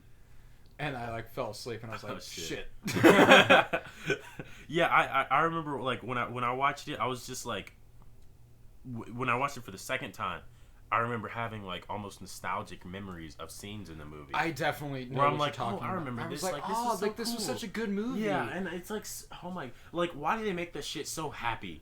Like just to dude, get, like just talking about like, it's making me like a bliss. little emotional like, it was right like, now. I'm like, these kids are living their fucking dream. Like this is the life. Like, and it's like they're obviously creating this imaginary world or whatever in their heads, but I'm like I did this as a kid. Like that's what you do when you're a kid. Like you're it's all so imagination. Relatable. And then they just dropped the bomb. And they were just like, yo, this chick, she liked to have fun, and she died doing it. And you're just like, why? Like, why did you? Why did you do this? Why did you write this in here? Like, what? It's so fucking sad. But oh, dude, one of the saddest movies ever. Terrible. My 4th spot, Bridge to Terabithia, was on neither of our lists. Honorable mention. Yeah, but my 4th spot, Scott Pilgrim versus the World. There we go. Scott Pilgrim versus the World. In like this past December, I watched it 10 nights in a row. I literally remember being here and like you just turned it on and you're just like saying every single line for like the first 10 minutes and I'm just like, what the fuck? Like, dude, I fucking how do you know movie. a movie this? I don't think I've ever known a movie that well. I've never really tried, but I don't think I could. Well, and like I didn't even try to know the movie that well. I just watched it enough that I was like, I know this movie that well. Yeah. And it's such a fucking great movie. Just like the graphics in it, like the way it's like a live video game. Fucking brilliant. Just like a great original idea. I mean, it's based off graphic novels. Yeah. But I mean, like, for a movie, like, nobody's done something like that since or before. I know, and I remember watching it. I was like I told my roommate, I'm like, you need to watch this movie because it's not like any movie. It's not like any movie you've ever seen. Yeah, like it's like I love movies, and this is kind of why I like Into the Spider-Verse so much. That take kind of like the comic book anime thing and make it like live action or the inverse, and they just make it come to life, and it's like. This is a really interesting way to digest the movie. Yeah, and like the story itself isn't exactly brand new. I mean, the aspect of having to fight 7 evil exes is brand like that never happened. But I mean, like the idea of like guy fights to get girl, like there's always those basic themes in anything, right? But like, it's just so damn good. Like every time I watch it, I love it every single time. Like my favorite scene in that movie though is probably when the chick comes to the door and knocks on his door and his roommate answers and he's like, hey, and then she's like, hey, is he here? And then you see him fly out the window. Oh yeah, that was... fly out the side window and he's like, no, he just stepped out. Yeah, you know, real homies. Like, just it's a great movie. My movie like that I used to watch abusively. I didn't know the words to it, but and it almost made my list, but I am number 4. Ooh, because good movie. That to this day is still my favorite series of books. I got too old a little too quick to read the last book, but I still have plans to go back. I'm gonna go back. Yeah, I still have plans to go because I own all of them except for I own all of them except the second one and then the last one. Yeah, I need to complete my collection or whatever. But that movie, god awful, terrible. It's not a good movie. It's just not. Like even like reading the books. Like I watched the movie first. Reading the books, I was like blown away, but the problem was that I actually enjoyed the movie the first time I watched it, and so I loved it for a long time and just watched it on repeat. And then I was like, wait, this movie's actually bad. But I had so much nostalgia for it by that point that I just like kept watching it whenever I wanted to be nostalgic. I'm elbow deep in this pillow. I see this. You've done this like a couple times now. I know, but I just wanted, like I wanted to towards say the pillow. I wanted to say out loud once. I'm elbow deep in this pillow. Like that's just hilarious. It looks kind of like you need another one. You'd be like, But yeah, what's next on your list? Okay, next on my list. We're getting to the top 3 right here. now. Yeah, these are top 3. I'm trying to decide how to order these top 3 because really all of them would be one for me. I think 2 of your top 3 are also in my top 3. Really? So I'll just label them the same, and we can have those conversations. Okay. Let's go Spotlight at 3. Not the other. I figured that wasn't. That's a great movie, though. Yeah, Spotlight. I'm so mad they took that off Netflix. Wasn't it Netflix? No, it wasn't. But like, that is like one of the movies that made me sure that I wanted to be like a writer. Yeah. Like not even just a journalist. Like the way that they portray it. Just wanted to be able to write. Yeah, I was just like telling these sorts of stories. Like Spotlight was such a great movie because I felt like it was so contained, and obviously this is another like movie based off of like real events. I have a couple of those. Yeah, you have a few that are like based on true stories. I guess I like those sort of movies, but it just like showed me like the importance of telling a story. Like, you know what I mean? Like them like exposing the Catholic Church and shit. At first I was like, when I watched it, I just kind of went in blind. And I was like, why? Like, I don't really... The Catholic Church, like, what this is about, this seems boring. And then I just kept watching, and I was like, oh, shit. Oh, shit. Oh, so this is dope. Like, this shit is dope. And, like, it's one of the best movies if you want to know what it's like to be a journalist. Like, what it means to tell a story, what you need to tell a story. And it's like, I don't know, it's just a super well-done movie, in my opinion. Like, it was my favorite movie for a very long time. And then the other 2 came along. Very well said. I don't think I need to add much commentary to that. Yeah, it's just all about the importance of telling the story. It is. And that's all. That's exactly what I got from it. Like almost to a T, what I got from it. So, enough said. Enough said there. Enough said. For my 3, this is another one that we share. Interstellar. God, fucking great movie. Fucking movie. Dude, bro. These last 3 are... My top 3 are all movies that, like, immediately after I got done watching them, like, for the first time, I was like, this is one of my favorite movies of all time. I did that like, with all 3 of these. I can't go back against these. These are my 3 and it was like, favorite I don't even, movies like, if someone asked me, like, I don't even question it. I don't think heavily into why it's my favorite. These are my favorite movies. It's my favorite. Yeah. And I'm just like, I've attached myself to this movie to a point where, like, if you ask me and, like, I say something else, I feel uncomfortable about it. Yeah. Like, if I don't say these 3 for my top 3, it's not right. Yeah. You know? Like, if I ever say a different 3, I'm wrong. Yeah. Don't trust me. Trust what previous me said. But yeah, Interstellar.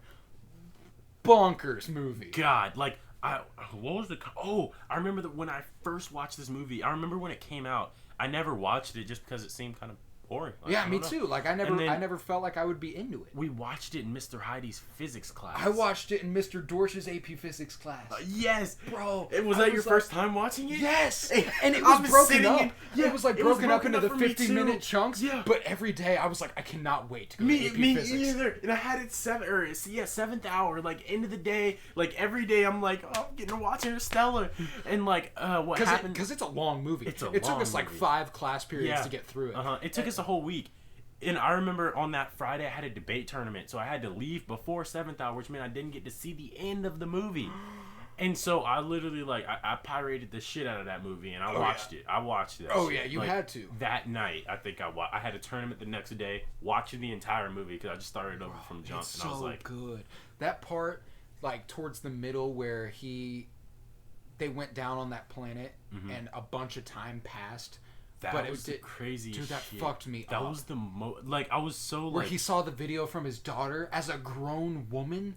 I was like... I was so confused as to how, like, the things happen. Because, like, they do such a good job, and they actually had, like, a real theoretical physicist working with them. Yeah, so that, like, it could be, like, based in fact. Yeah, because obviously it's science fiction. Like, it's not, like... We're talking about like shit that fourth dimensional realms. We can't talk about these things yet. Like, we don't know. We don't have the knowledge to. But like, they're speculating, and they do such a great job making it seem legit. and making it not only legit but understandable to a point where it's like I didn't understand any of the physics in the movie, but I got the point. Like I got what they were doing at all times because like they made it relatable enough for me to understand what they were talking about. Exactly. And then just like the visuals in that movie, like when they were going through the black hole. Oh, and the black hole. The black hole. I love them. You were both like, oh shit, yeah. And that, yeah. But yeah, when they're going in the black hole and he actually sees himself, but he doesn't know it's himself at the time. But then later he realizes it was himself. I was like, what in the... Like, if you want a movie that just takes you in a fucking circle... But, like, you think you're on a straight line, but you're really going in a circle, but you don't know until the points meet. Like, and it just blows your mind. This is the movie you want to watch. God, that movie blew my mind more than any other movie I've watched. So much. For the longest time, it was my number 2. For the longest time, it was my number 1. It is now my number 3. Okay. Which brings us to your number 2. Which was Interstellar. Interstellar, which brings us to your number 1. Which is Blind Spotting. Blind Spotting, had to be bro. Blind Spotting. That's my number 2. Okay. That's my number 2. Fair enough. Fucking love Blind Spotting. Oh my god. So Breakfast Club is your 1. Yes, Breakfast Club. I knew that. Yeah, Breakfast Club's been my 1 since I was like 12. It had to stick up there. What everything that you've said is true. Like that we just said is like holding true. Yeah. It's like you don't even have to think about your favorite movie. I was like, I know what it is. Yeah. But yeah, Blind Spotting, man. That shit. Dude, when me and you went and saw that at the Alamo, fuck yeah. When we saw that, I had zero expectations, had no idea what I was getting into, and that made the movie that much better. I actually crafted it so that your experience would be that way as well. I appreciate that. Because we went with you and then Casey, and I remember... And did Joanne go that time? Or was that just Black Panther? I think that was just Black Panther. All right. Because I remember... I watched it the same as you. No expectations whatsoever. No idea what was going to happen. I literally just seen the trailer. Yes. And how I ended up watching it, I was like hanging out with a friend. He was like, hey, I got these like free movie passes. You want to go see a movie? We're like, okay, yeah, sure. Let's see what's playing. Okay, not shit was playing. Nothing. And I was like, man, this sucks. And then we saw this one movie called Blind Spotting. We were like, looks okay enough. If we're gonna I wouldn't have bought a ticket for that movie. 100% after seeing the trailer, would not have bought a ticket. But just because it was free, I went and watched it. There were like 3 people in the theater. Nobody was there. It was showing at AMC too, and like just watched it and got done, and I was like, bro, that's one of those movies like it ended. I remember after it ended and we got on the town car, the streetcar. Streetcar. Yeah, I was like for like 30 minutes after, I just sat there in silence like, yo, what the fuck did I just watch? I almost teared up 2 or 3 times during that movie. Like, I almost teared up at the scene when he was walking, no, I didn't, like, when they were yelling at each other about when he was like, why don't you say it? Just say the N-word. Say the N-word. And he's like, no, I can't do that, bro. You know I can't do that, bro. And he's like, why? You are the nigga that they're looking for. And I was like, bro, that part I just got chills saying that. I know, I've gotten chills the entire time we've been talking about the movie. Yo. I was like, yeah, that part in particular, I was like, oh my god. Oh my god. This is... Like, dude, the ending. And the ending. Oh my... When he's spitting those bars in that cop's face. Oh my god. Bro. I'm like, oh fuck. Like, I'm over here fucking... Yes. I've got these hairs chills on end. I was like, just like... The way that they, like, tied rap in made it not corny at all and still made it meaningful. Like, I was like, bro, like, this is, like, you all, like, did this perfect. Dude, Daveed Diggs and Raphael Casal deserved all the awards. And, like, these dudes are not filmmakers. They're rappers. They're actually rappers. Like, Daveed Diggs is the lead man for Clipping. Raphael Casal also raps. I'm not sure what his group is, but they both do like a ton of solo shit. They like grew up together in Oakland. So the movie is set in Oakland. Oh, and it felt, dude, Oakland is a planet of its own. Oh my god, and you felt that in this movie. That was the purpose. Like I've watched them give interviews about the movie, and they're like, yeah, like going into this, like one of the first before like we even got the plot down, like what we wanted to show was we Oakland. knew it was primarily going to be Oakland. Like we just wanted to give a taste of Oakland, and we wanted it to be straight Oakland. And I was like, it fucking was. It fucking was. And I've been to Oakland, and the shit feels like Blind Spotting. Like, I was on fucking, I think it was called Maple Street or whatever, like the main street in Oakland. Like, I've been there. The shit feels and looks the exact same. Like, they shot this movie. Yeah, they shot the entirety of the movie in Oakland. Like, just, and it's crazy for an indie film like that, because nobody knows anything about that movie. I've met one person who's seen that movie. Really? One person. I showed Malik that movie, and it was just one of those movies where I was like, I think it's just good enough that he'll be enticed. But dude, he fucking flipped for it by the end. Yes, he was like, do you remember when he told you about it? Yeah. Bro, did we all watch that together? No, I didn't watch it. Oh, okay, but yeah, I showed Malik that movie, and he was like, oh my god, my anxiety, the anxiety that comes with the first time you watch that movie is unmatched. It is unmatched, dude. Holy I have never been so like on the verge of an anxiety attack during a movie. Oh my god, me either. I was just like, oh my. I showed it to one of my friends too, actually, and like we were at this point, like for some reason at this time we were just like, I was in college at this point too. I don't know what the fuck, but we would just stay up all night, smoke weed, and watch shit. Yeah. And one night I was like, I'm gonna come over here a different night, and we're gonna watch this movie. And so we did. And one of my friends like fell asleep. We figured he would. He's just he fell asleep. It's hard. He can't hang. Yeah, he can't hang basically. And I was like, all right, we're gonna finish these blunts and we're gonna watch this movie. And he just blew his socks off. Like he's just like, what in the fuck? And like he still talks about it to me to this day. Like he's like, yo, you remember that movie? I'm like, it's good as like he's just like every time I think about the last just that scene where he is holding the gun to the cop's face and he is just spitting bars at him. Yeah. And I'm just like, this dude's rapping at this cop while pointing a gun at him. Completely, like, this is, like, very unorthodox, something that would never happen. But they made it feel so real. Like, they made it feel like there was, like, stakes. And you're like, this is something that could actually happen. Like, he's like, I don't know, like... And then when he doesn't shoot him and he's like, I'm not you. Yeah. I was like, oh fuck yeah! And like, I started like crying right then. I was like, God damn! The way that the movie ends too, it's like just like pure bliss because he's like leaving town limits. He's like, haha, like I'm off probation, like everything is good. Oh yeah, we didn't even mention that. Like the entire movie is set over the course of 4 days. 3 days. 3 days, yeah. And it's like, what in the like how? Oh, I guess 4 was the last day that he's off probation. Oh yeah. But you're just like, what in the fuck? And I remember him and the other guy were like on bad terms at the moment, and like he had just witnessed everything go down. Like it's a huge moment. He was like, damn, and they're what just, the fuck? Yeah, they're just sitting in the truck, and he's just like, you good? He's like, what the fuck's going on? You out here holding guns to people's faces? I'm the one driving. Yeah. Maybe I ought to try some of this green shit. Maybe I ought to try some of this green shit. Hold on. And he's like, nah. And he tries it. And he's like, man, that ain't that bad. This ain't that bad. And then just like ride off into the sunset, playing some Oakland bops. Like, man, fuck Derek Carr. Oh, Derek Carr. He's like, oh yeah. He was like, what's the next house we're going to? And he was like, oh. I think this is Derek Carr's wife. Yeah. And he was like, oh, man, fuck Derek Carr, man. They moving to Vegas.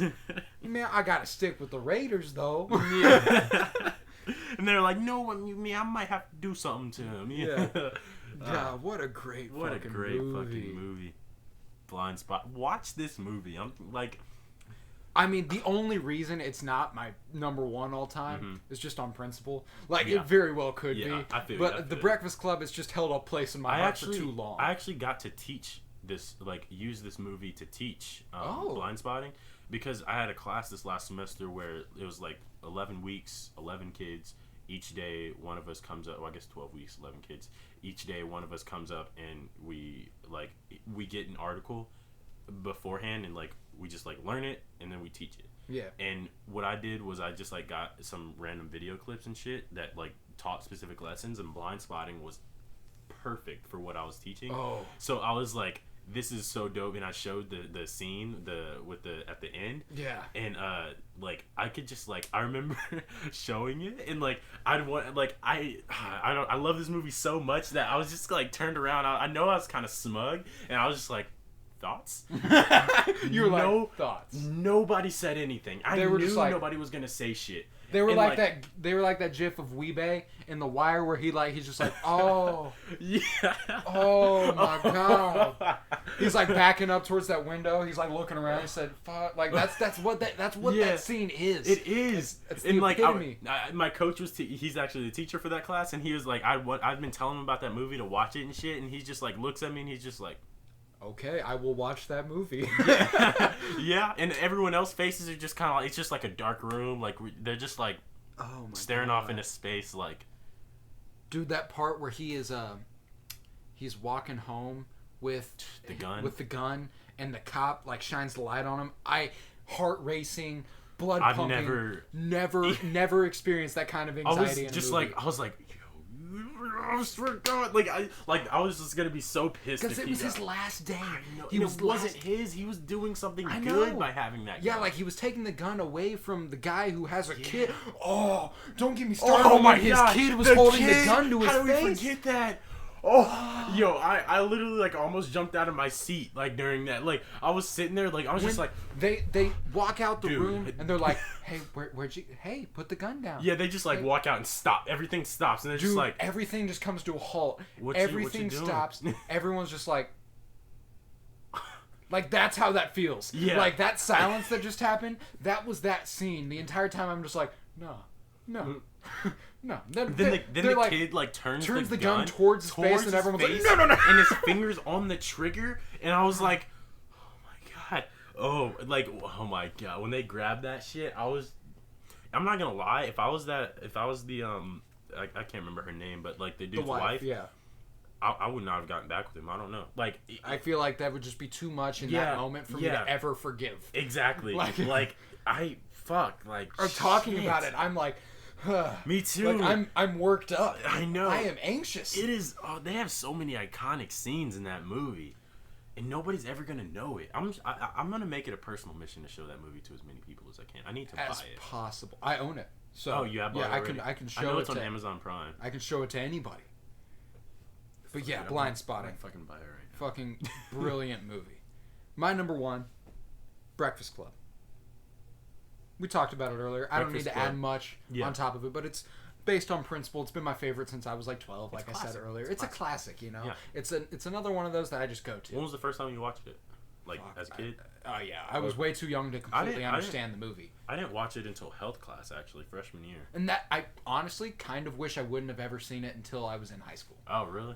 Yeah, just because, like, I feel like I would have been able to connect to it a lot more on first watch. Like, most of these, it was like, first watch, yes. Yeah. One of my favorites of all time. But The Breakfast Club, it was one of those ones where, like, I grew into understanding it because I grew up watching it. Yeah.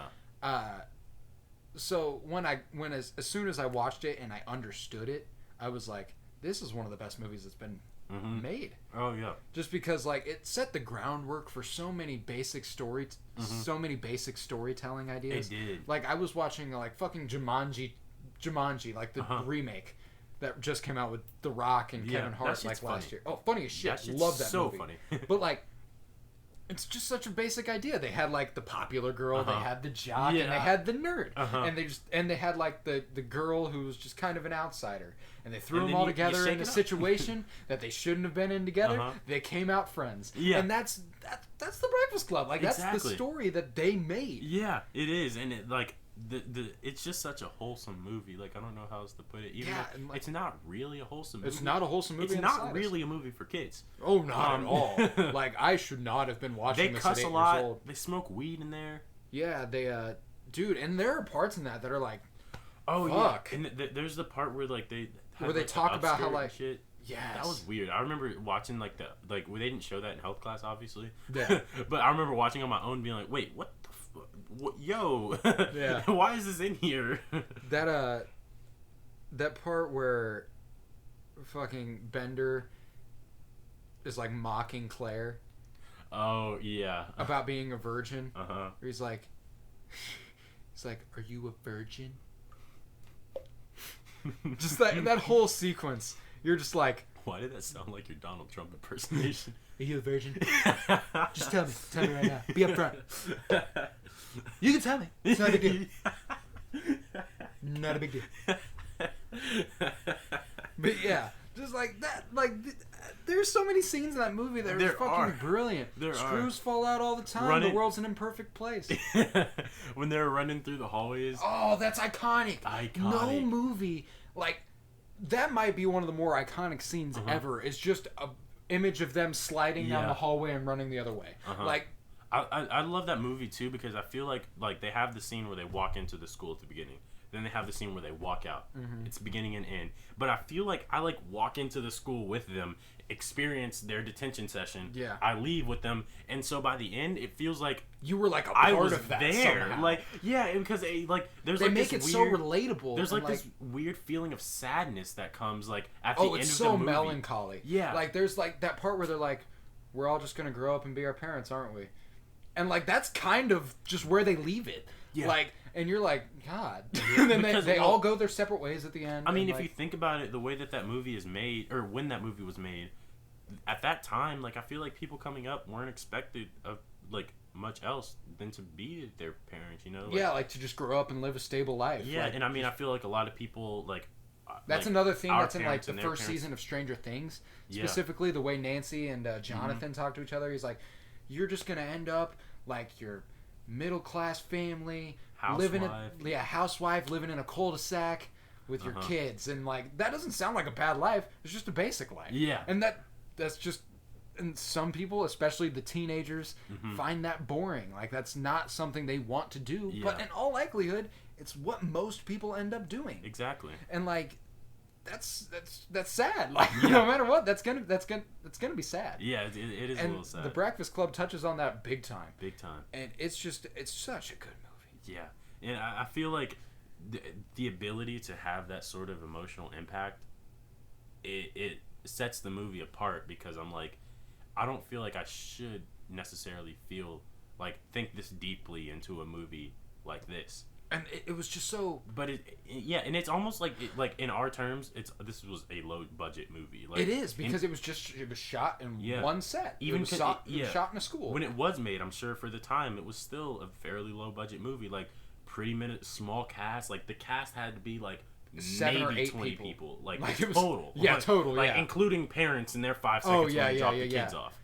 Other than that, this is a super tiny movie. Yeah, you had the 5 mains. Mm-hmm. You had the principal. You had the janitor. Yeah, those were they showed up. They were the only ones in the movie. Yeah. They didn't have to pay shit. Yeah, that was such a cheap movie to make. It was so dialogue heavy. Mm-hmm. So many of my friends were like, "That movie's just boring." I'm like, "You need to have the capacity to." Yeah, so many people have told me that The Breakfast Club is boring, and the reason I get it is because it's super dialogue heavy. It has to be.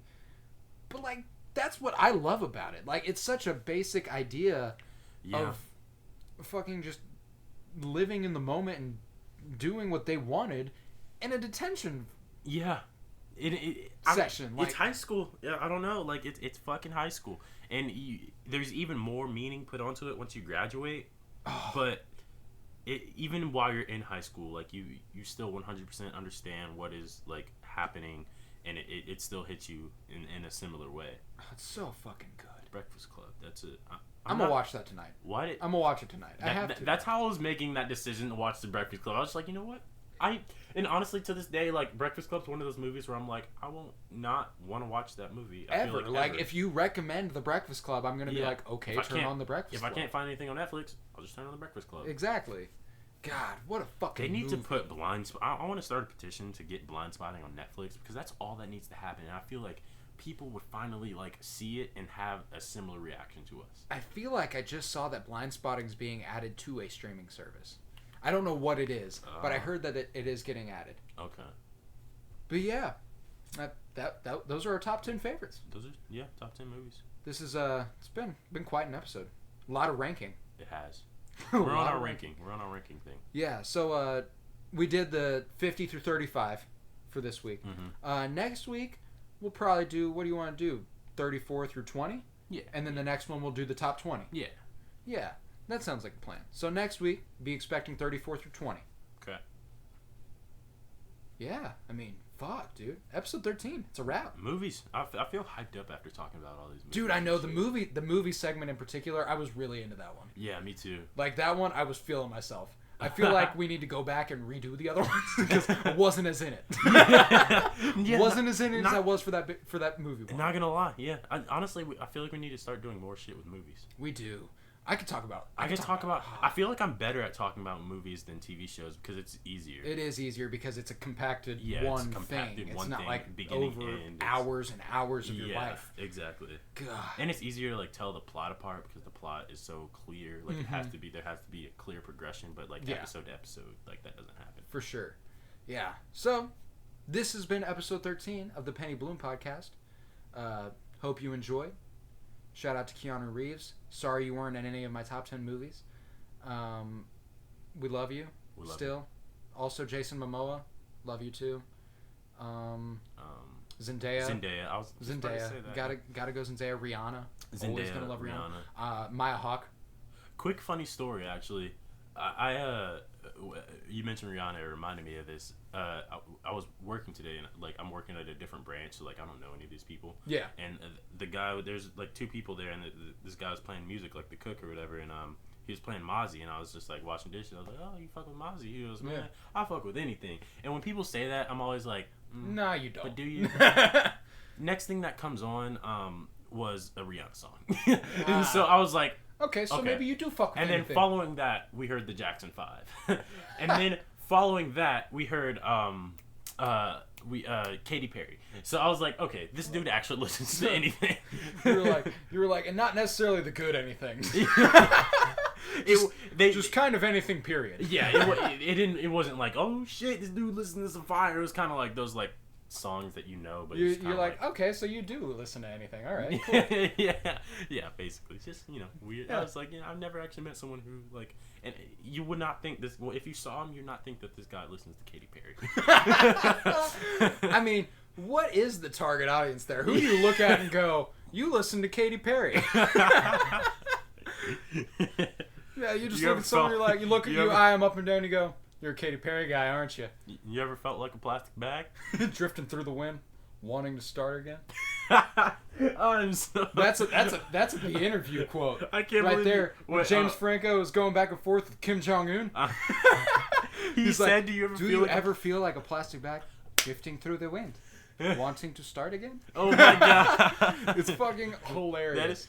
What is that line? Like, to this day, I remember hearing that in 5th grade. Do you ever feel and being like a plastic bag? I fucked with that song in 5th grade. Not gonna lie. Dude. No stunting. Honestly, Katy Perry does have some slaps. She does. And it's like, they're the ones that always make you feel like, fuck yeah, like Roar? I fuck with Roar. Yeah. Oh, yeah. Like, that's like, yeah, you know what? Like, I'm empowered. I can do what I want. I fuck with Dark Horse. With Juicy J.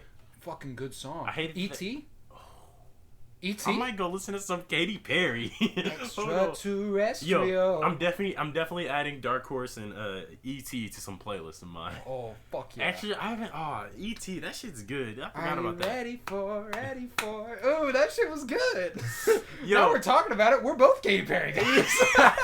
Fucking California Girls. Oh shit. I forgot all about California Girls. Fucking dig me dead, bury me pregnant.